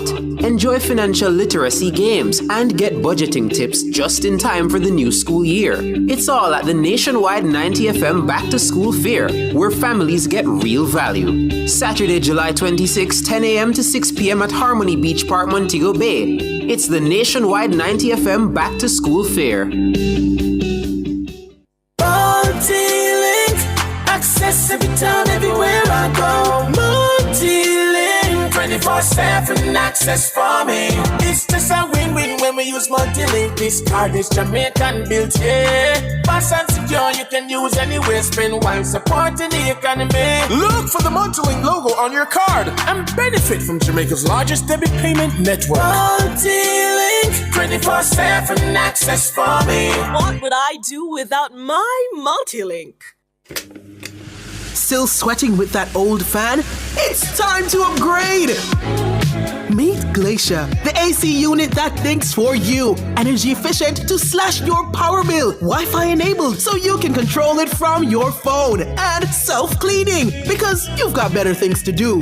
Powerful, smart, hassle-free. Call now at 876-923-6521-3. Gaddy's Refrigeration Limited, delivering the perfect cooling solution tailored to your needs. Start the school year healthy and ready. Bring the kids to the nationwide 90FM Back to School Fair for vision and dental checks, blood pressure and blood sugar tests, and even immunization support. It's peace of mind for parents and a confident start for students. Join Team Revolution on Saturday, July 26th from 10 a.m. to 6 p.m. at Harmony Beach Park, Montego Bay. Don't miss the nationwide 90FM Back to School Fair.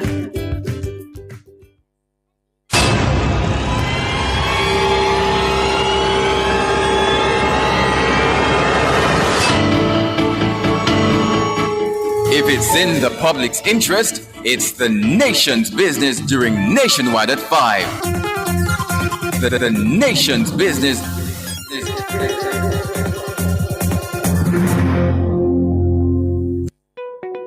Tune in to Nationwide 90 FM on July 4 from 2 to 4 p.m. for the Western Resilience Water Project at the Davis Penn Football Field in Trelawney. Jamaica's future flows from the West. Tune in live for the official launch of the Western Resilience Water Project, a bold step towards sustainable development and water security. Hear from national leaders, strategic partners, and experience the groundbreaking moment. Tune in to Nationwide 90 FM from 2 to 4 p.m. on July 4. It's the Western Resilience Water Project at the Davis Penn Football Field in Trelawney. Catch the live stream on our YouTube channel at Nationwide 90 FM Live 2. All this and more only on Nationwide 90 FM, the new revolution in media. This broadcast is brought to you by the Ministry of Economic Growth and Job Creation.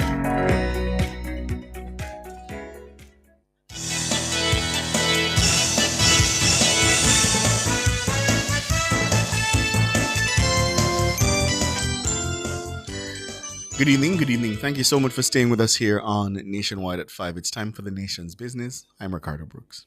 And my name is Sanjay Lewis. Today marks 1 year since the country was hit by the Category 4 Hurricane Beryl. Its passage wreaked havoc in the southern belt of the island. The parishes of St. Thomas and Portland were the first to be impacted by the storm with severe flooding. And of course, Beryl brought dangerously high waters and exceptionally high waves, along with average winds of at least 74 miles per hour. Beryl also left a trail of devastation in its wake in the parts of St. Elizabeth, Manchester, Clarendon, and Westmoreland.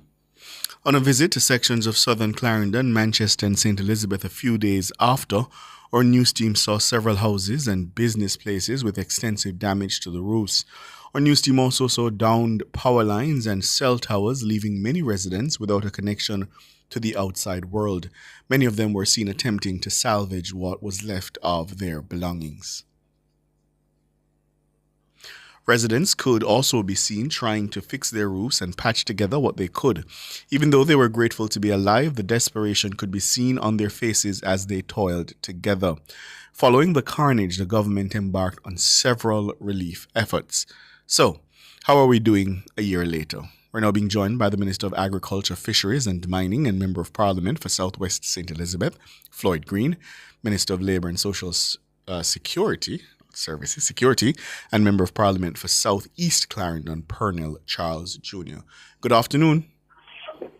Afternoon, Ricardo. Afternoon, Sanjay. Afternoon, Pernell. Yes, afternoon to all. All right. Thank you so much for joining us. Let me start with the Labour and Social Security Minister, because your ministry would have been integral in leading relief efforts at the time. How are we now, 1 year later? Well, 1 year later, we have an assessment that establishes that we have provided significant relief to the majority of persons who were assessed as being severely impacted and significantly impacted by Beryl. 1 year later, we've been able to, through government, actually do a coordinated assessment that has assisted us in, I would say, improving and enhancing our preparation for whatever is to come in the future.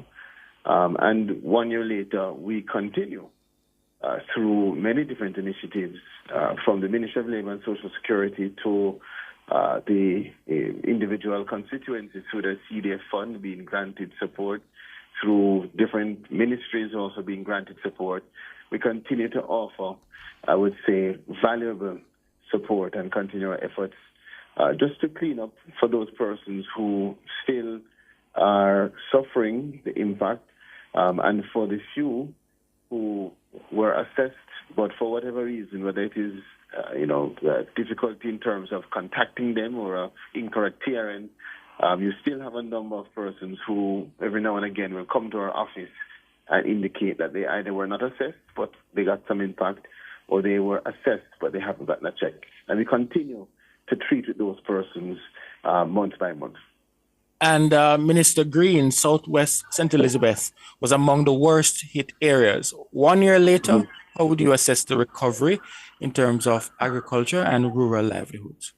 I think firstly, the people of Southwest St. Elizabeth have done a tremendous job just pulling their lives back together. I mean, it has been our most devastating hurricane. And if you listen to people who've been around for much longer than me, they say in their lifetime, and we saw a number of communities with significant damage. But when you go across the constituency, as I have been doing all of today, visiting graduations, you really see the resilience of the people shine out. A number of people have been able to pull back their homes, have been able to put back on their roofs, have been able to change their designs, and clearly they've done it with some support, and they're very grateful for it. And as a constituency, we're happy to see the work of the Ministry of Labour. We're happy to see our NGO partners like Breads and GEMS, and a number of different groups that came on the ground and helped with everything from generators to portable generators so people could charge their phones. So I think we really saw the best of the constituency on display in terms of being able to build back. And 1 year later, clearly, there are still some people, as the Minister said, who are still in the rebuilding process, who are still awaiting some additional support, and continue to take that information and to try to get to them one by one as much as possible. From an agricultural perspective, and clearly for Southwest St. Elizabeth, it all goes together. As a major agricultural belt, we were extremely hard hit, but definitely the ministry has equipped itself much better to treat with these disasters. So proactively at the start of last year, we had procured seeds, we had procured some inputs, preparing for the hurricane season. So literally 2 weeks after burial, we were able to gather in a church in Roxfield, in Flaggerman, in Southwest St. Elizabeth, and started handing out seeds and started encouraging our farmers to get back up and running. And definitely, our farmers answered the call in a big way. I mean, they did suffer other blows throughout the course of the year with Tropical Storm Raphael.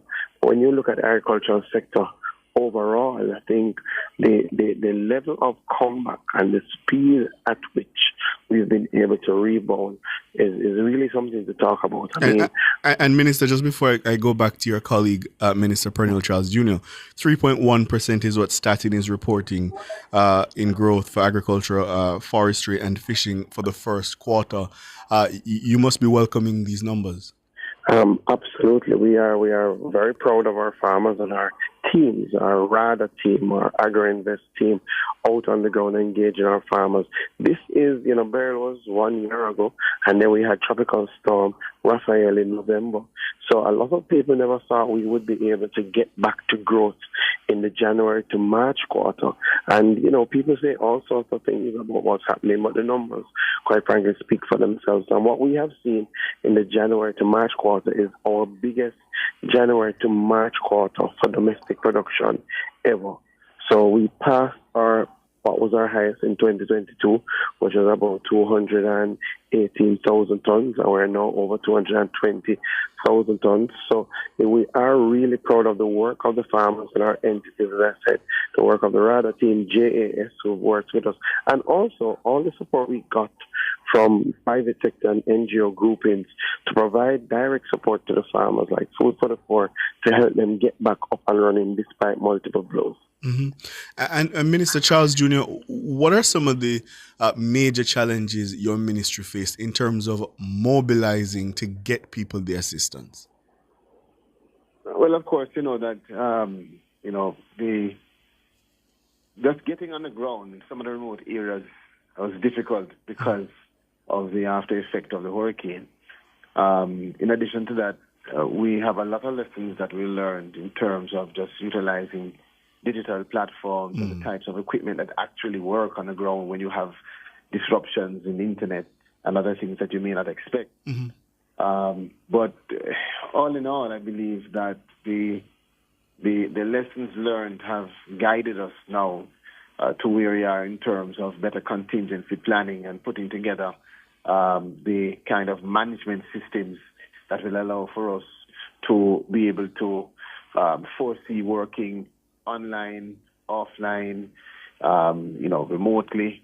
If our team members are unable to get out, how do we work across partnerships with stakeholders in government and outside of government, and just improving in terms of the effectiveness. I must tell you, though, that when we do the assessments, what is clear is that there has been a strong and decisive response by this government, and that's due to, I would say, better planning, prioritizing the people, having the fiscal space and a stronger economy that allowed for us to be able to do what we've never done before, which is provide more than $1 billion, more than $1.4 billion to support persons that were impacted, and to also be able to bring in partnerships through World Food Program and UNICEF that brought on significant additional funds to assist victims of burial, to provide hot meals during burial, to provide additional resources,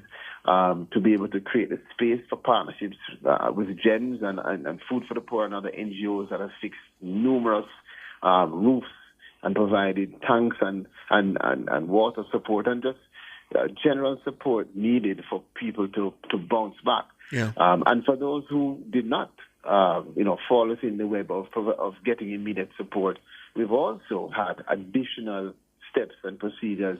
The Prime Minister offered $5 million to each constituency, which was again utilized to give support to many of those persons who didn't get the benefit of the hurricane burial. And additionally to that, there are many persons who may not have had household damage, but micro business, their business, their shop was damaged. And they also fall within the remit of the several hundreds of persons that have come to the ministry and may not be receiving support through burial, but are receiving support through our rehabilitation grants. So all in all, a comprehensive and strong response from the government of Jamaica. Here's what I'm thinking about Minister Charles Jr.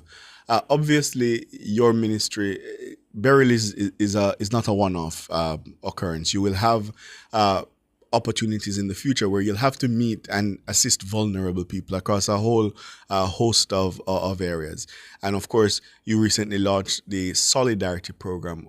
When we have instances such as burial, and you reach out to people in the first instance to offer help, are their names entered into any kind of database such that the ministry has a sense of where vulnerable people are and how to reach them in the event that they need to in another occurrence?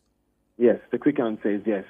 And a part of what we're doing now, even with Solidarity, is to build out that database and to use data analytics to ensure that the allocation and disbursements of our human, our human element and also the resources is much more effective and deliberate. And we've learned those lessons as well. So, for instance, even with persons with disabilities, part of what we're doing now in terms of rolling out this new application is to be in a better position in the future to identify where is the person, what is the disability, and what support will be required based on the circumstances. So yes, we do keep those records, and we are digitizing, and we are putting ourselves in a position to utilize innovation and technology to always improve and enhance. And Solidarity, that program, is also structured to further assist us in terms of collecting data, but to ensure that that data is not sitting down, but rather through analytics, it's going to be utilized to help in terms of policy, programs, and operation. Happy to hear that.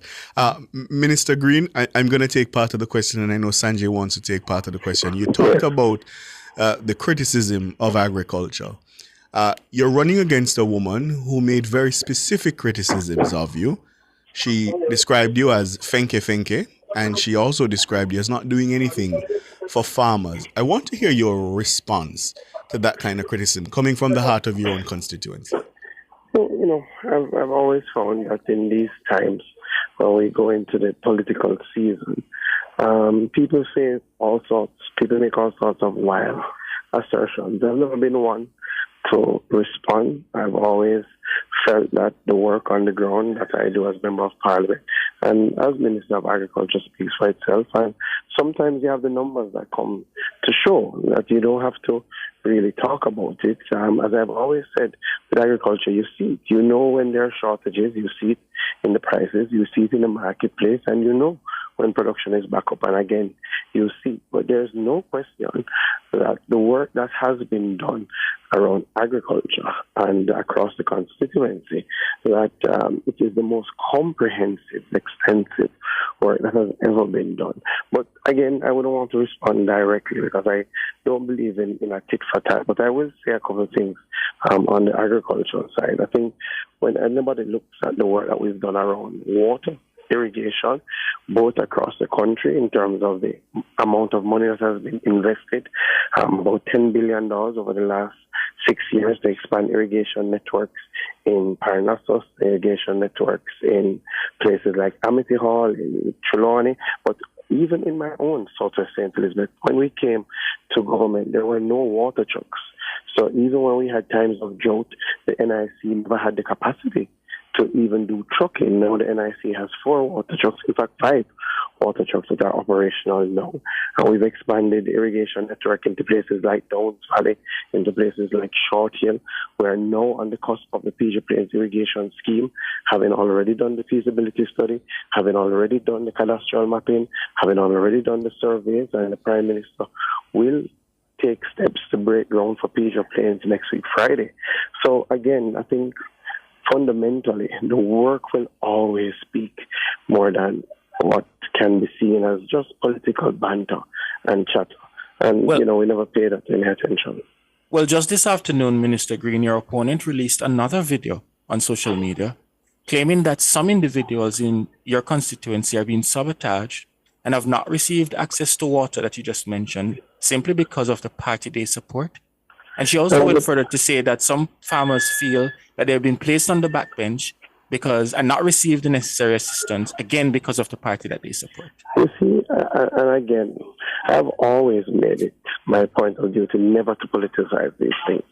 We have established systems that we operationalize to rather, long before there was talk of drought, you would have heard me indicate that South St. Elizabeth, South Clarendon are in drought, and the ministry would have taken proactive steps to allocate over $100 million in total support to provide immediately $10 million worth of trucking for farmers to get. And we said to farmers, contact RADA. And again, the RADA teams are on the ground, and you will always find in any form of distribution system, you will always find that everybody doesn't get at the same time. But again, to try and put political undertones to it is just downright wrong and untrue. And that has never been the case. I've been Member of Parliament now for 2 terms, and it has never been the case that we distribute on any sort of political basis. At the end of the day, I say to the farmers, we don't ask what is your politics in farming, because when they do well, the country does well, and the Minister of Agriculture looks good. That's the reality. So we try to reach to all farmers all the time, and people will say, there are still challenges. We will never ever say that there are not still challenges, and we are now in a drought. So it does mean that some of our farmers are struggling because we do have a lot of farmers that depend on rainfall. That is why the PJ Plains irrigation scheme, which will bring water from the Black River, which has been promised from the 1970s, that will fix some of those problems over the next few years, and we are ensuring that comes to fruition. So, again, what you will find in this time is a lot of political speak, a lot of falsehoods, a lot of propaganda, and you can always take a situation that is genuinely a difficult situation and try to turn it into a political win. I have never practiced that politics, and I don't believe that's the sort of politics that Southwest St. Elizabeth wants to see, but we are seeing a different type of politics emerge. But I know it will be shunned, and very soon we'll put an end to it. And let me ask you this, because an outsider who listened to Dr. Wellington's comments may come away thinking, are there tensions on the ground? Is something happening in Southwest St. Elizabeth such that she felt the need to essentially sound the and forgive me, the trumpet of war? So let me ask you, what's happened, despite your classy response just now saying that you will not engage, what's the situation on the ground such that she feels that is where the race is now? Well, let me say a couple of things. Again, I've always said that I've always built around my work, my respect for people, my engagement, always been present regardless of the activity, and that has been my mantra throughout all these years. And we've continued to do that. I think, unfortunately, it does appear that there's a level of desperation setting in, and maybe because there's just not the amount of traction that one is looking for. But I have gone through 2 election cycles now. I came in as opposition. We never had these issues. We never had any sort of rhetoric of this nature. We ran strong campaigns. Southwest is a very robust place when it comes to politics, but nothing of the sort was ever even mentioned. And again, came up against another formidable opponent, somebody with strong roots in the constituency.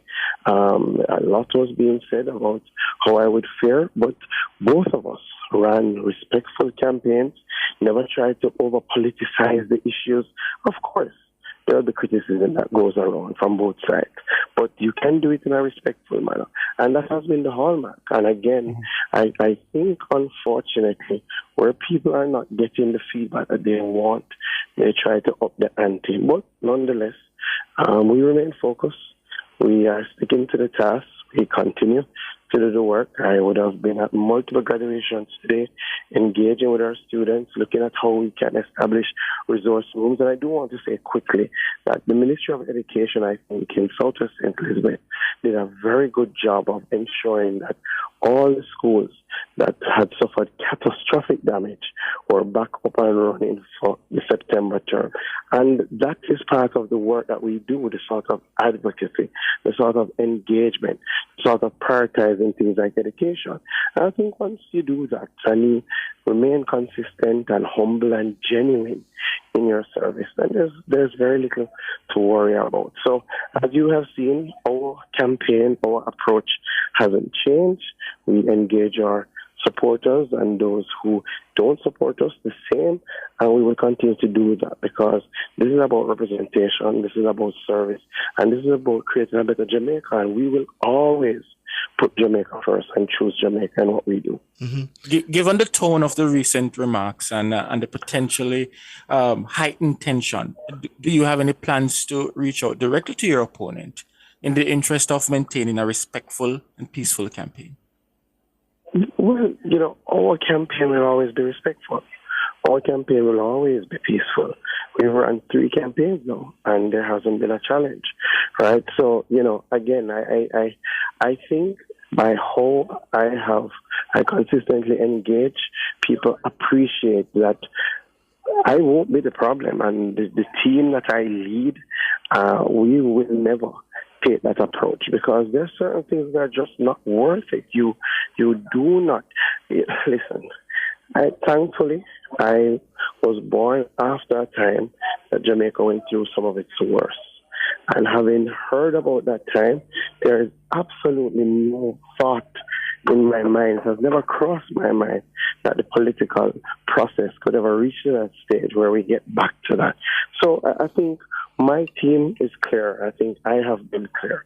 And I think people have seen that in Southwest St. Elizabeth. So I don't think there would only be need for outreach if there's something for me to clarify or something that needs. But I think in terms of how we have engaged, I've always maintained respect. And that is just naturally who I am. This is not a political thing. And I think who you are shines out in political activity, right? When you get in the cut and thrust, who you are shines out. And I've always tried to maintain the values that have been instilled, and where there have been errors, I've been want to fess up. But who you are stands out, and we will continue to run a respectful, engaging campaign. In fact, I would even say we've really started campaigning. So, there's a lot more to come in terms of putting out all the things that we have done over the past years to transform Southwest St. Elizabeth, and understanding that all has not been done. There is more to be done, but only one government, only one political party, and definitely me as MP have shown that we can get it done and will. Yeah. Pernell Charles Jr. Taking off the minister hat now, putting on the MP hat. If we can do that, Southeast Clarendon, you've emerged as one of the stronger platform speakers for the Labour Party, pushing the campaign message of choosing Jamaica and why Jamaica should be chosen. Your constituents tell me that you're pretty strong on the ground, that they have no worries. What's the lay of the land? We take nothing for granted here. We're grateful for the support of the people. But, similar to Floyd, we have same concerns in terms of the desperation that is creeping in. I have billboards being burnt, other billboards being destroyed in a very specific way to show disdain. But this is all a part of the cut and thrust. I think that as government, Southeast Clarendon and all of the other areas, we just have to remain focused, because the strategy is distraction. Distract, divert attention from the real issues, create as many misleading issues as you can so that the public will be confused in their deliberation. And that's why whenever I speak, I try my best to refocus and orient the attention on the real issues that are affecting Jamaica's future. The kind of Jamaica that we want for the generations to come, a Jamaica where we continue to be economically stable, where we have our own money, reduce debt, reduce crime, and we can pay for our roads, build up our infrastructure based on our own economy, and a Jamaica where we can be attractive to investors. And that is what the Andrew Holness-led government has provided, a completely new opportunity for a Jamaica that 10 years ago I spoke about, where we dreamt about, where we would say, 50% reduction in crime year to year was only a dream. And now it's a reality because of the investments that have been made. So when I go across my constituency, I try my best to be very active. Tomorrow, for instance, we have a career fair. We expect hundreds of persons. The Minister of Education will be here with us because we push the message of jobs and opportunities, not just the rhetoric, but we ensure to show persons, youngsters especially, that the government has provided this platform. Heart is there for you to go to free. We assist you with skills training. We assist you if you have a skill to get a certificate. If you have a skill and a certificate, we assist you to get a job placement. If you have a job placement and you want more opportunities, we assist you with that as well. And we try to show people tangible and practical ways where the government, the management of the government is affecting your life. I find that many persons are distant. They just feel things are happening. It's just happening. And we have to try in our communication to be very clear so that people understand our achievements are not just to bolster and beat up our chest. Our achievements are a reflection of the commitment to create a better Jamaica. And the achievements that we speak about, the lower unemployment, the lower debt, the lower crime, is all about the people of Jamaica. And so we hope that we will be in an opportunity to continue to send that message. Choose Jamaica. Choose Jamaica is such an important, strong message. It's speaking to everyone. is speaking to labor rights, to people who support the PNP, to people who don't support any party. We are saying to you how we have managed, the decisions that have been made, the results that you see are all about you, and we want to continue to have that Jamaica. So choose Jamaica. Pernell Charles Jr., the Minister of Labour and Social Security, is also the Member of Parliament for South East Clarendon. We were also joined by Floyd Green, the Minister of Agriculture, Fisheries and Mining. He's the Member of Parliament for South West St. Elizabeth. Gentlemen, thank you so much for your time. Appreciate it. All the best. Yeah. Very measured, calm response from Floyd Green. Indeed. I suppose he's taking the cue from his party leader, the Prime Minister, who told his 63 candidates that they ought not to dissent. They ought not to dissent at all. He would not be drawn on Dr. Wellington's comments. I see that she has released a video saying she does not support political violence. Yes, that is so. And explaining that the war that she's talking about is the war, in essence, to bring certain things to the constituency. And she spoke about... But why is that a war? Why is that a war? Why does she think there's a war to bring things to the constituency? And that's why the statement from Dr. Campbell, the People's National Party, I'm unclear, because what is the metaphor? What is the metaphor? A war for what? What does that represent? And why is it a war? And why not a struggle? Why is it not a struggle? Yeah, exactly. And why is it that he's of the belief that anyone is trying to silence someone because they are a female and they're outspoken? That gender card came out of left field. I have no I have no idea where that came from. It's like you put together a number of phrases and words and hope that it will stick. That's how I viewed the press release from the People's National Party. 10 minutes after 7, we're going to take your calls now. 630-9371-24, 618-8255. Soon come.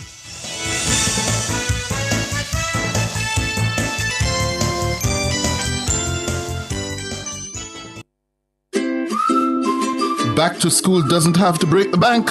Swap instead of shop. Join Nationwide 90 FM at our back to school fair on Saturday, July 26 from 10 a.m. to 6 p.m. at Harmony Beach Park in the western city of Montego Bay. Bring those books your kids no longer need and swap them for ones they do. Plus, enjoy fun activities, entertainment, and meet your favorite Nationwide personalities. It's all happening in St. James on Saturday, July 26 from 10 a.m. to 6 p.m. at Harmony Beach Park. See you there. You want to win? Then just bet. Bet on the game, no stress, no sweat. And win big in the Wanna Bet Just Bet promotion. Spend $1,500 or more on one Just Bet ticket and complete the entry form at promotions.supremegames.com for your chance to win. Third place gets Beats by Dre. Second place gets an iPhone 15 and AirPods Pro. And first place gets a 65-inch TV and a soundbar. Promotion runs May 16 to July 20, 2025. Grand draw July 25, 2025. Authorized under Section 58. Of the Betting, Gaming and Lotteries Act. Attention registered voters! Remember to collect your renewed voter ID card before the upcoming general election. If you registered to vote in 2016 or after and did not get your new ID card, it may have been automatically renewed. Simply visit your EOJ constituency office to collect your voter ID card. Contact the Electoral Office of Jamaica at 888-991-VOTE or 922-0425-9 for more information.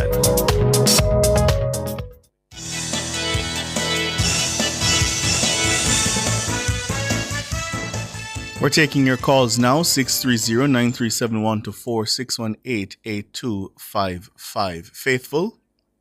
Good afternoon, Ricardo. Good afternoon, Sanjay. Good evening, Faithful. How are you? Yeah, Ricardo, before I say what on this, Ricardo and Sanjay, could you uphold the Prime Minister request that he sent to MP? Could we do what? Uphold the request that the Prime Minister sent to those of his follower and MP. I realize some color like to go down to the race route, like race and things like those. Okay, what I call about? The other day, the court ruled against the state of emergency and think that it was not conducive enough for the government to use state of emergency, because that the crime rate, not because of the other person that killed. And I'm thinking about the IC and the request that they sent to the court, and the court give them permission. I'm wondering if that's not there. It's not there. Do you understand what I'm saying? No. I didn't get the last part. I don't think I understand. All right. Yeah. One, the court ruled that with the state of emergency, the government will never need a state of emergency based on the crime rate. We think, at least on my part, think that where the crime was going, the state of emergency was needed to help, because too many people working, particularly even where I'm living, and the court think that was too much to infringe on people's right, and for the right, and where the IC is sent to the bank to get person that work whether in government or in government agency, and for the bank information, and the court grant that. So I am wondering, how could the court say that the state of emergency was not needed, but yet the court feel that they could give the IC unwilling power to get everybody information that they need.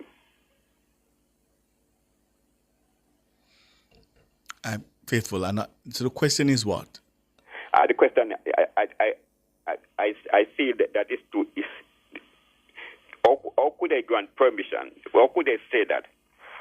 How could the court? How could the court? You're saying? Right. How could the court say that with the state of emergency, the way the government was going about it was not necessary for the way the government.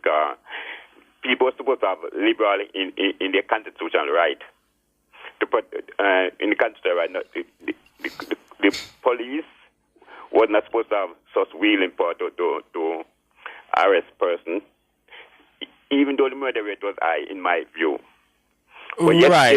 Still, I think I'm following what you're saying. Right. But in a sense, remember though that the Integrity Commission, they have certain provisions under the law where they can request information from individuals who hold certain office. That is the powers that they have. But the court is saying, as it relates to the state of public emergencies, they didn't believe that the requests made by the government rise to the level of a state of public emergency. Right, because they felt that they were infringing on people's constitutional right. People correct. Start up right. So correct. What about the right of those persons who have the information in like? But those individuals, by virtue of the office that they hold, they are required by law to provide that information, and the Integrity Commission by law can request the information. That's how the law is set up. And remember also, Faithful. But I don't think they can just request it like that. They need a court order to do so. Faithful. Remember also what the court was doing, and I mean, I thought SOE ruling was wrong. I've said that before, but remember what the court was doing in the matter of the SOE was interpreting the Constitution. As I understand it, on the matter of the disclosures, they were interpreting the powers of the Integrity Commission under the Integrity Commission Act. So the two things are not comparable. Should I act over? Perhaps somebody could bring a constitutional challenge to now question whether the request is an intrusion on the right to privacy. But that would have to be settled. Should any act cause me to give up my privacy right? Yeah, and there are people who think it's wrong, who think the judgment is wrong. Because I think, in my view, if you say one is wrong, the other is supposed to wrong also. You can't give leeway for one. And in my view, I keep thinking about it, and I keep struggling with that thing. Mark, out of all the court, the Caribbean Court of Justice, I rather to have a Jamaican court still. But if I see the thing don't suit too right to me, I still not gonna accept it. All right. So, Thanks, so Faithful. Thank you, Faithful. Cleveland, good evening. Yes, sir. Good evening. How are you? Good evening. I'm good. Sanjay, you all right? Yes, sir. Yeah, man, I'm good. Okay. You know something? This country, I see, I don't know what will happen to us, because we're so biased against certain people. Right? Mm-hmm. That's when some people do things, we keep them out shut, we ignore it, we don't say anything. But as they hear somebody from the JLP say something, everybody take them on. Them have a big thing on it. Big argument about it. Then call every time Dick and Harry to come to say something. Right? Now this lady in St. Elizabeth is coming out to make an excuse for telling us what she mean from what she don't mean. What she take with her, sir? And when you see her face, Jesus, Lamb of His mercy, man. And she's saying, when she used the word war, it don't really mean how we put in it. So what else do you expect when you use the word war? And when the PMP from the leader of the party take over, he been dropping these words from day one, Can you remember one him say, I'm going to turn it up wicked pan them. And nobody don't take him on with it. But make somebody in the JLP say it. You know, they have a line in the release. Her words were metaphorically and reflective of the pressure that women in politics constantly face. And I keep on reading that line because I don't know, maybe I'm not right. Them? I'm trying to understand what they mean by that. The pressure taking them, sir. I stay with the lady from in Hanover, and I notice nobody they don't take. I notice the women them gone silent. They're not saying anything. But because somebody from JLP say it. What happened to us people? Last night I said Dan Jackson have on 3 known PMP people discussing about Mr. Warmington.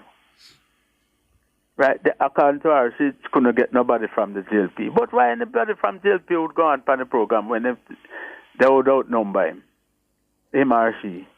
It's guys 4 of them, even the person who doing the program. No, Cleveland. No, Cleveland.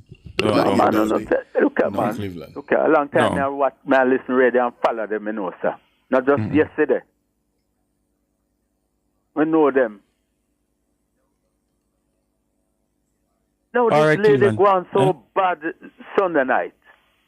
And a war, we're going to have war. And our face match the word war. I want to just take it light so with them excuse. No, sir. The leader of opposition said it will be blood and fire. The last time Mr. Sego used something like that, blood and fire, they would kill him, and then they never make him forget it until him dead and gone in grave. After so much years, them remind him every day of it. Come on, man. Sometimes, we'll not continue to have problem in this country because people is not fearing how they discuss matters. And it's as if them afraid to tell the PMP when they're wrong. But anything them quick to come out by the 100 to come tell the JLP say they're wrong. Nothing can go so man. It needs to be fair, balance. All right. Cleveland. Thanks for the call. Michael? Yes, sir. Good evening, sir. How are you this evening? Doing all right. We're How good. are you? Yeah, man. Everything all right? Yes, sir. Yeah, man. Boy, we're going in the country, man. We like them straighten up everything we're going in the country and make one love run things, man. What are you concerned about in that country? Well, this day yesterday, me hear a news come out of St. Thomas here. The earth a 14-year-old girl that come for holiday. When you check a stock last week, young police youth kill a young girl, sadly, plus the 9-year-old man. Me not like them things, man. The people that must live in love. Them things, man, it's embarrassing, man. Imagine you that even going for work and now when you check a stock, some member of your family did destroy, man. It's not nice. And the next thing, you know, they like the two youth man minister will come talking at the evening, you know. Colonel Charles Jr. and Floyd Green? Yeah. What did he like about what you heard from them?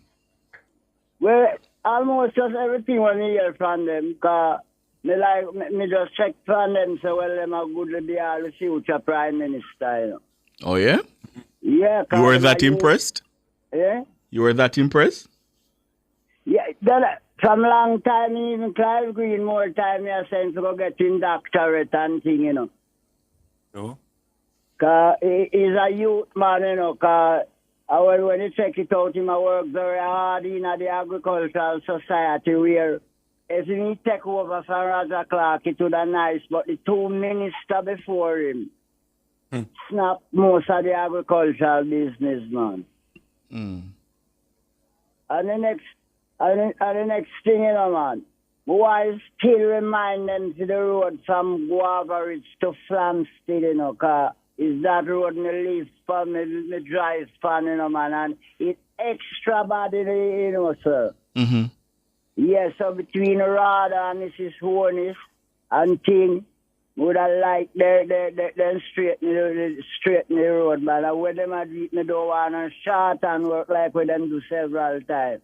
I want it properly done. All right, Michael, I hear you. Thanks for the call, my brother. And the next thing, you know, the lady there, man, she must know if to address herself, man, because even in a parliament, sometimes how the both side go on, them rude out harder, because we must remember children listening to them, you know. Indeed.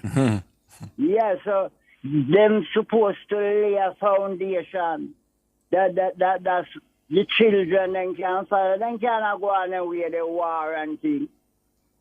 Even Clive Green and that lady, them to work together and be nice. One Jamaica, you know. All right, Michael. Thanks for the call.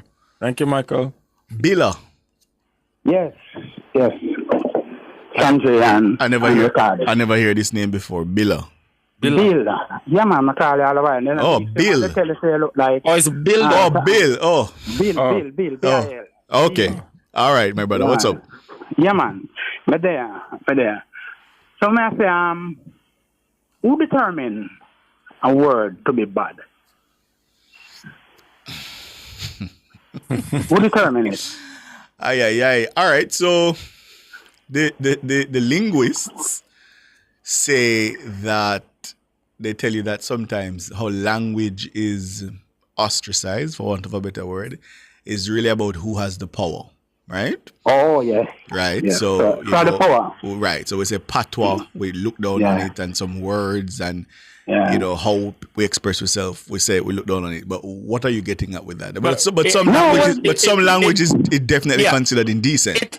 And there is no single authority that really decides on that, but it's socially constructed. Right. Some society, they believe that certain words are vulgar or sexually explicit. It's really society. No, I can understand vulgarity, but to say bad as it, why make it bad? Why? What determines it? Yeah, and so when you use the bad part now, which is why I started with what the linguists say about power and class and... But who linguists?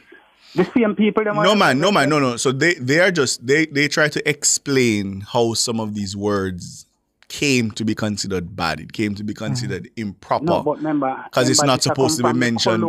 Right, exactly. It come from the colonial. So those who have the power...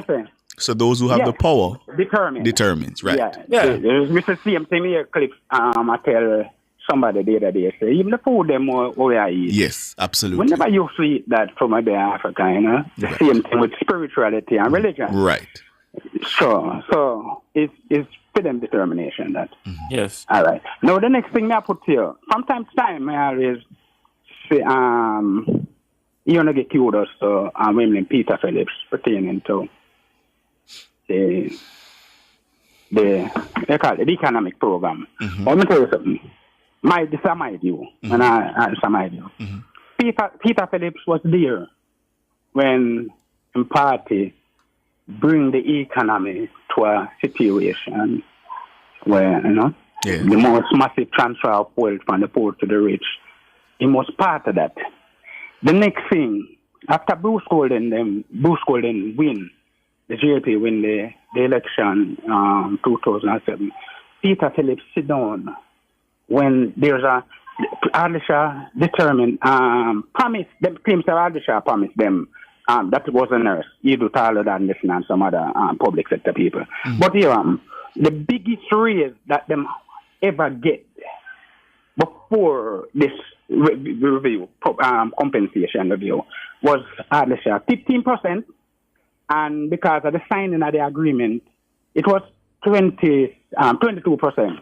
But them get 15% first, and because of the signing of the agreement, and it was going to show the budget, Chad decided, well, I'm roll back off for the 7%.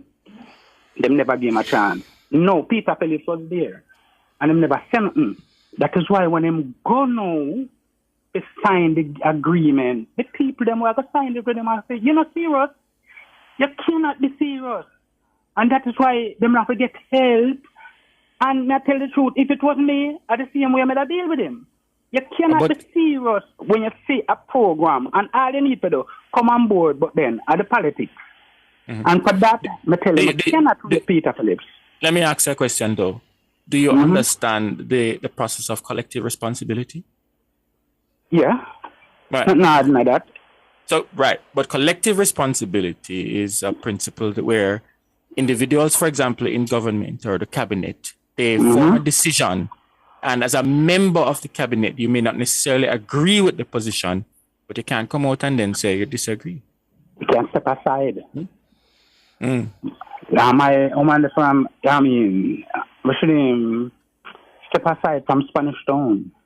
You can't step aside. You know, must stay there with it. Yeah, but the decision is made by a group, such as in this instance, the cabinet. But you, so I think he's saying, as a principled matter, you should step aside. Step aside. Yeah. Okay. So step aside, and then you'd earn my respect.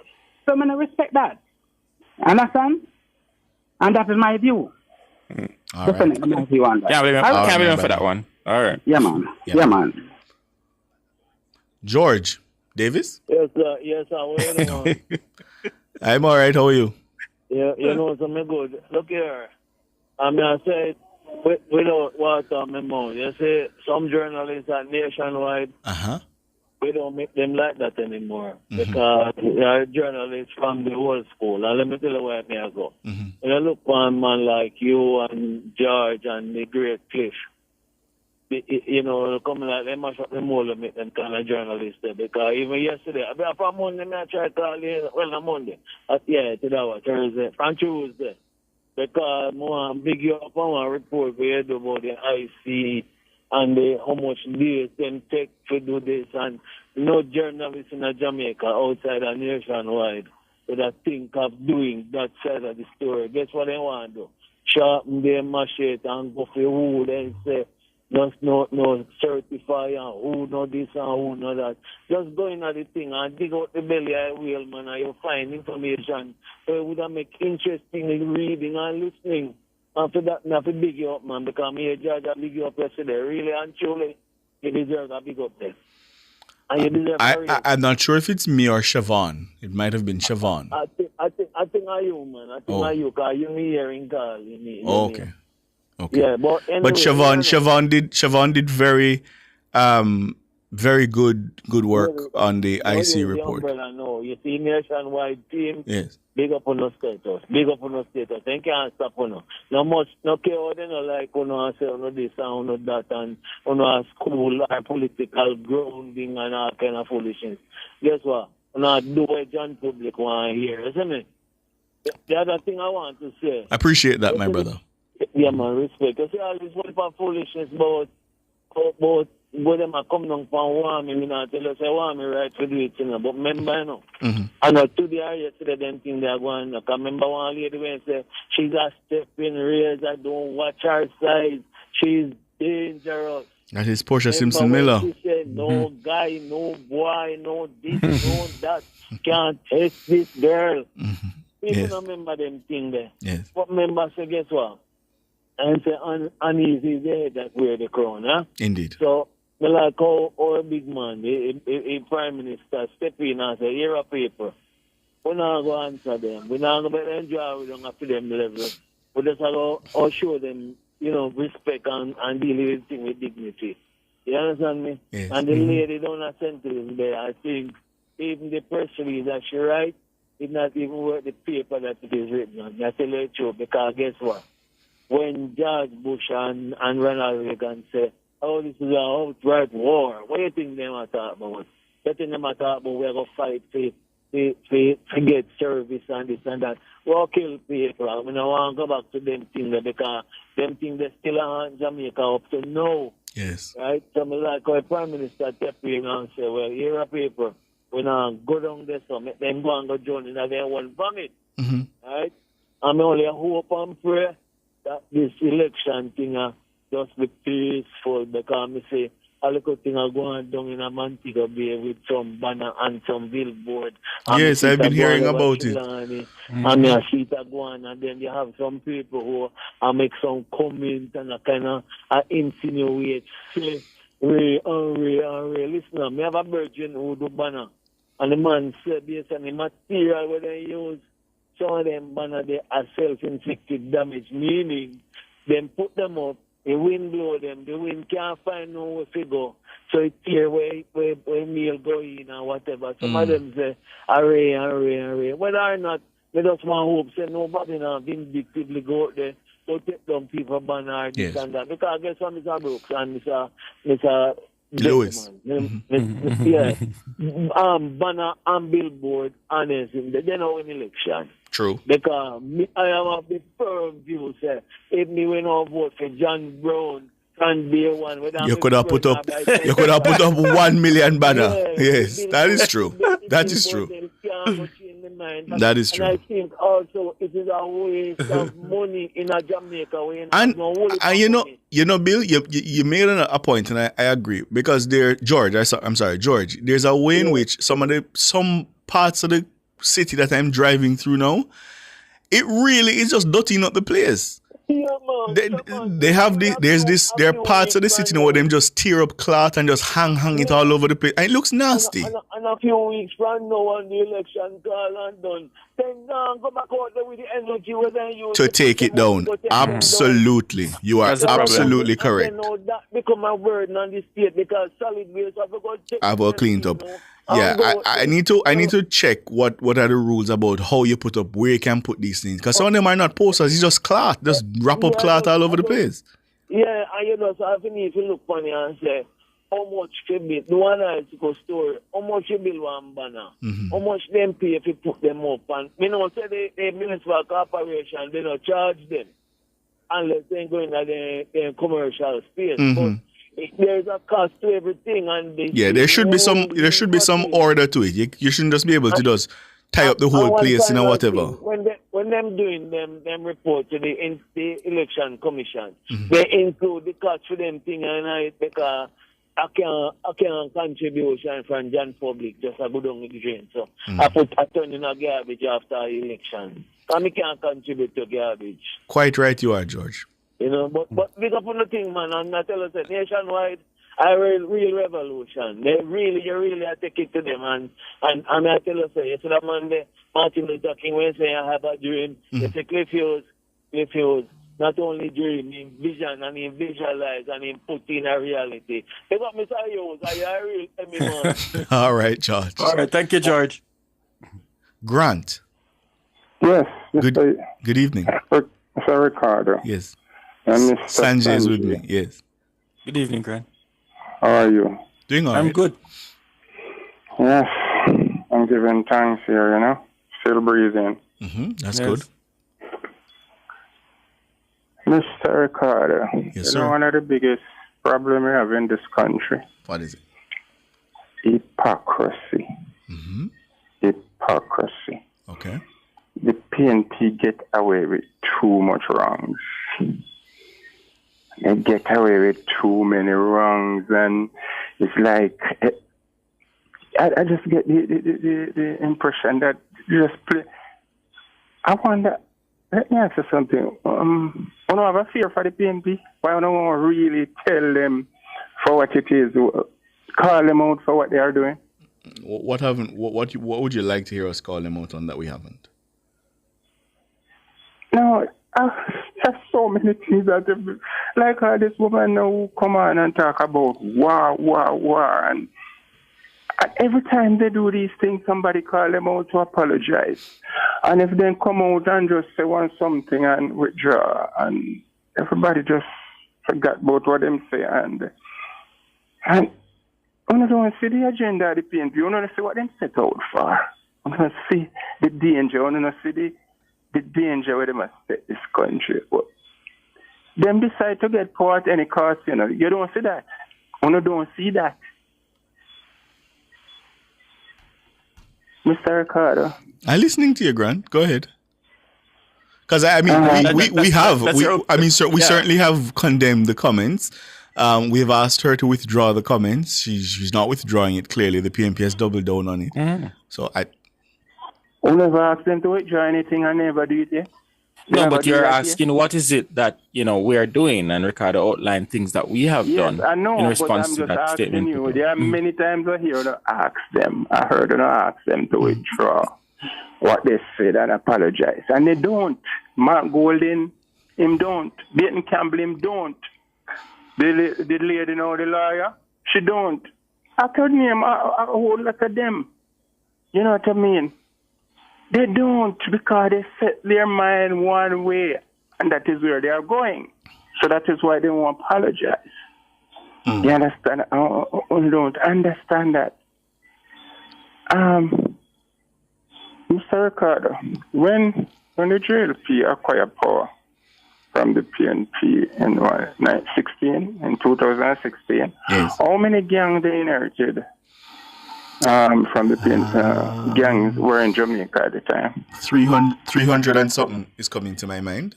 That's the number I recall. So what the number they have now? The last number I heard, I think it was cut in half or lower than that.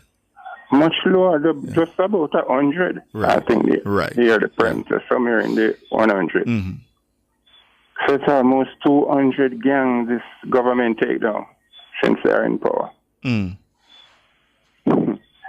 So Ricardo, I wonder what have really happened to the JLP. They just behave like a lamb to the slaughter. Why they won't push back the way they are to? Eh? But when you say push back, what do you mean? You mean correcting misinformation? No, what I'm saying now, what I'm saying to you about these gang now, they have since this government in power, they have taken down over 200 gangs, what they inherited from the PNP. The PNP are pressing desperately to I mean, when you say inherited from the PNP, there were over 300 gangs when the Labour Party came to power. Yes. When they came to power, right. From the PNP was in government. That's what I mean. Okay. Right. I don't mean the PNP gang. Okay. When they were the government. Right. That's what I mean. Okay. Good. I know the JLP, they are campaigning, but I don't hear they're pushing this very important point and telling the people them intensively about it. You mean specifically the gang reduction? Yes, I mean, they should. I don't mean they just come on radio and talk. Every corner and every crevice they go in a Jamaica, they should be reminding people about this. But this is something very important. But Grant, remember, and this is why I've had very little patience for those who have said there is no crime plan. Because if there ever were a plan, this is it. That the gang reduction strategy has been consistently communicated. I mean, if you're saying that it needs to be communicated more, I can't argue with that. But it has been consistently communicated, certainly by the Prime Minister, that in his vision, how he sees the country, that is one of the areas that he really wants to break the back of the gangs, that he wants to rid communities of gangs. He's talked about that a lot, quite a lot actually. Yes, I heard And he has also it. explained in great detail, I think, the link that he sees between destroying gangs and long-term economic development and prosperity. I think he has. I heard him. Yeah, I heard yeah, him. right. But what, Mr. Ricardo, my experience out here, many people not getting the message. Many people not getting the message. Okay. Many people don't listen to news, But you see, my brother, I hear you and I agree with you because I see the shocking levels of ignorance daily on social media. But I wonder to myself, what more can you do really to get the message? Yeah, because I mean, it's a difficult communication environment that governments, politicians exist in. You have to almost be omnipresent everywhere all at once, and that is not easy. And then, yeah, hello? Go ahead. I mean, when they're campaigning, when they're on the road, when they're driving out campaigning, they must constantly, that's how people get the message. Because they go in every community when they're ready to getting people to vote for them. You understand me? Yes. And they must constantly have these message telling people on the seriousness about these gangs coming back. Yes. You know what I mean? These gangs coming back. I wonder if they remember how people used to run in the 70s, run left them property and things in Jamaica, after run leave Jamaica because of the political war. Gangs and all these things, right? Yes. These things are serious. We don't want these things come back in Jamaica. But here's what I'll say to you as well, Grant. I think citizens of goodwill and who mean well, who have the information like you clearly do, I think citizens also have a responsibility, and I get, but the problem is that people can't be happy for the success of the country without saying that, it's a political matter. Yeah. So you in your own spaces, whether it be at the bar, whether it be at church, whether it be in your civic groups, as a citizen, a responsible citizen, I think you also have a responsibility to tell people that, hey, this is happening. Did you see this? And also to correct the misinformation. That you hear. And that shouldn't have anything to do necessarily with politics, but just as a responsible citizen living in a country, I think we have a role to play too. I did that, Mr. Ricardo. But let me tell you something. It's like lie and deception planted in the people's minds. Yes. It planted in them. You can't hardly get it through to them. You understand? Yes, I can appreciate that. This is how they fix. They just, the people, most of the people who used to follow in the PNP, they don't really want hearing on truth, Them do on the PNP know that. And that is why they constantly deceive them and tell them lies. They don't want to hear any truth. They're following them to hear the lie and the deception. All right, Grant, thank you for the call. Carl. Evening, Ricardo. Evening, Sanjay. Good evening. Evening, Carl. All right, here, Sanjay, your time again. You, all time people have a say if you say, show me your company, and it tells you who you are. Yeah. A lady from St. Elizabeth, you don't expect Dayton Campbell to say anything better. You remember what Dayton Campbell used to say about Paula Lewin? Guy your yard. You remember? Mm-hmm. So the Elaba, where the lady found down the secretary, you don't expect Dayton Campbell to do anything more than say them supporting the lady. You don't expect any better. Anyhow, I want to take it. You remember one statement where Golden did say, they have to take it to the JLP because they're not going to give up power like that. And we have to take it to them wicked. What wicked mean? You remember that statement there? Yes. Yes. Mm-hmm. And did you hear all who are jump up on TV station and invite and the human rights them, man. Even the church people them know. Oh, if I reach back to the church, I want to, as a church man, I'm going to remind the church. TNI no lane, me in a straight politics now. TNI no lane church. Some of you know church where I jump out today, I jump in a politics now. You know need to go help some of the members them where I walk with them shoes, lean from Montego Bay to Kingston. All you know do. Daughter have SUV, son have SUV, wife have SUV, and the members them are dead for hungry. So you know got farm in a line now. Politics me, you know, join in a line. Some, you know, pastors, you know, go join in a line. If you know, don't join in a line, you know, now go like what I will come for some, you know. Join in a line, you know, membership group. What do you mean? Politics. What do you mean by them now go like where I come to them? What I mean? So a lot of them who say them a pastor today can't to Bunting should have died prison. And that is one of the things. Wait, what? According to Bunting, what?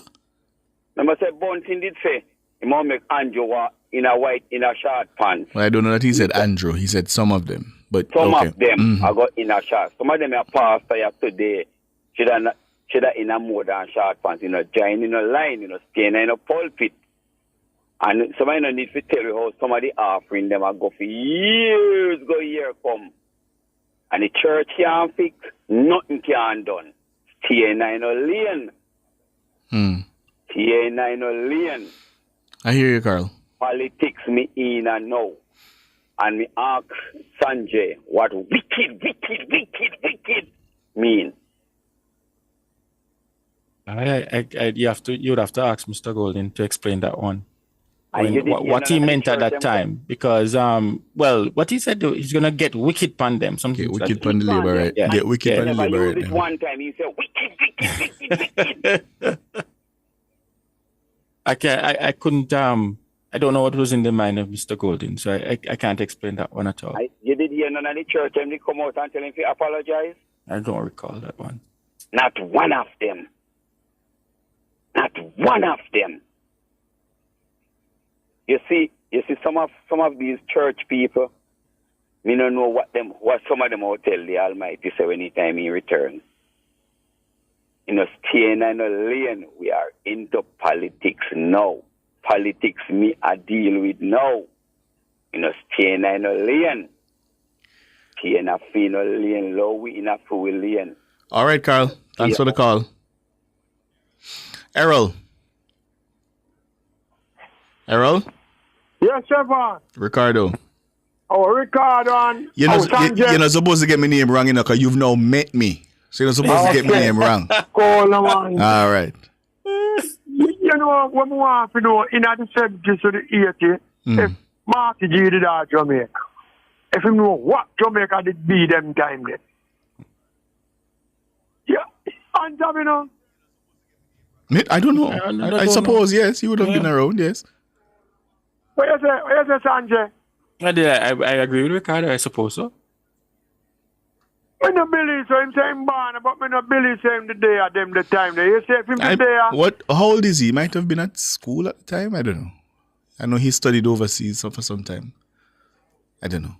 In the 70s, you did around them time there? No, I wasn't. All right. No. Because you see, no for them MP when them take on with the PMP them. No for them don't know not about the 70s and the 80s. That's why they can't go around and them preach war and preach. They wouldn't like a 70s and the 80s come back, you know. Them hear about Ryan McGann ready to push it in the 80s one team. Them hear about them kind of people,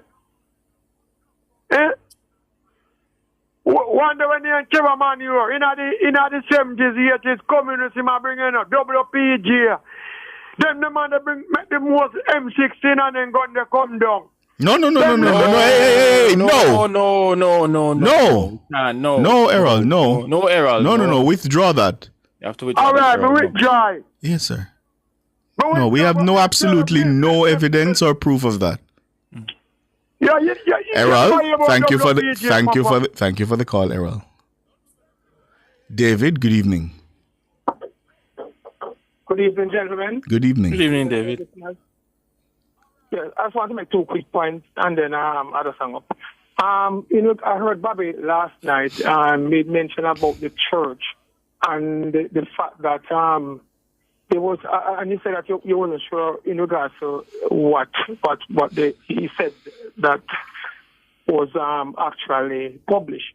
But anyway, I was thinking if it's the case where the church would actually would issue statements on political issues, right, which sometimes can have a negative view to public persons that are listening, right, without actually doing a proper research. Because I remember the church, right?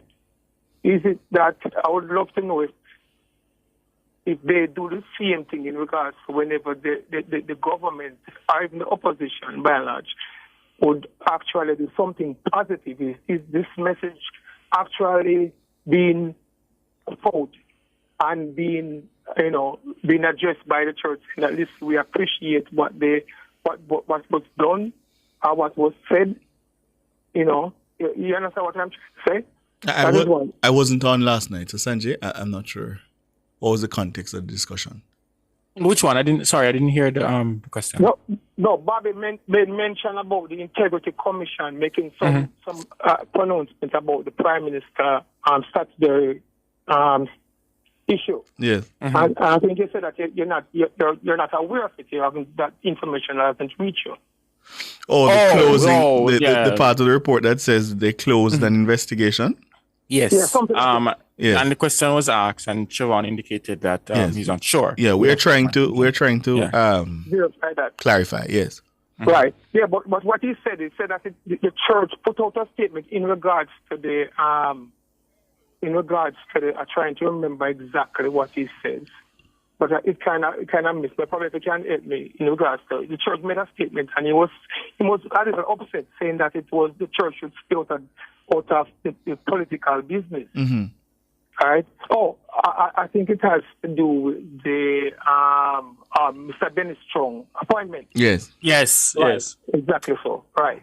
And my thoughts on it, I was thinking that if the church is involved that active, because I think I to some extent I kind of agree with what he's saying here, because in a situation like that, Mr. Chong, I think that the church should have actually wait a little if they think they should voice some opinion on it and get the full facts first. I do their own personal investigation, dig deep before they actually, make a statement. I see what you mean. Right, because if you're going to do that, then in whenever there's positive things that is done by the government, and I'll say we don't want to basically make it look one-sided. Even with the opposition is concerned, come out and say something too. Yeah. You see, in a politically charged season, I think that the church must be absolutely careful. Yeah. Indeed. In whatever comments that they come out and make, you have to be careful. Because whichever side it is, the opponent is going to point fingers. Yeah. Yeah, because even now it kind of somewhat lopsided with the various entities out there that is basically, I don't want to use the word cheering for the opposition, because you hear so much about what the government do wrong. Didn't Mr. Siaga the opposition do wrong? Didn't Mr. Siaga at one point refer to the church group as the PMP at prayer? I think I read that somewhere. I vaguely remember reading that somewhere. Yeah. But we're out of time, my brother. I have to go. Okay. Yeah, man. Thanks for the call. I thought that was, when I read it, I thought that. Listen, that was funny. If you follow Mr. Siaga and some rhetorics, he has some very crafty rhetorics, the PMP. Both inside and outside the parliament. The PMP at prayer. That's all the time we have. Thank you for keeping us company. This has been Nationwide at 5. Special thanks to the producer, Dana Davey, Andrew Glenn Anderson, the man behind the controls, our pilot. My colleagues in the newsroom, the very best in the business, led by our editor, Cara Powell. all our sponsors, our contributors, and you, our valued listeners. We appreciate you so much. My name is Ricardo Brooks. My name is Sanjay Lewis. Special thanks to also those on YouTube, led by the teacher Marigold Weber. Oh, let me see who is the top fan tonight. The top fan. It's Marigold. All right. Of course. My friend. Good evening, Marigold. Good evening.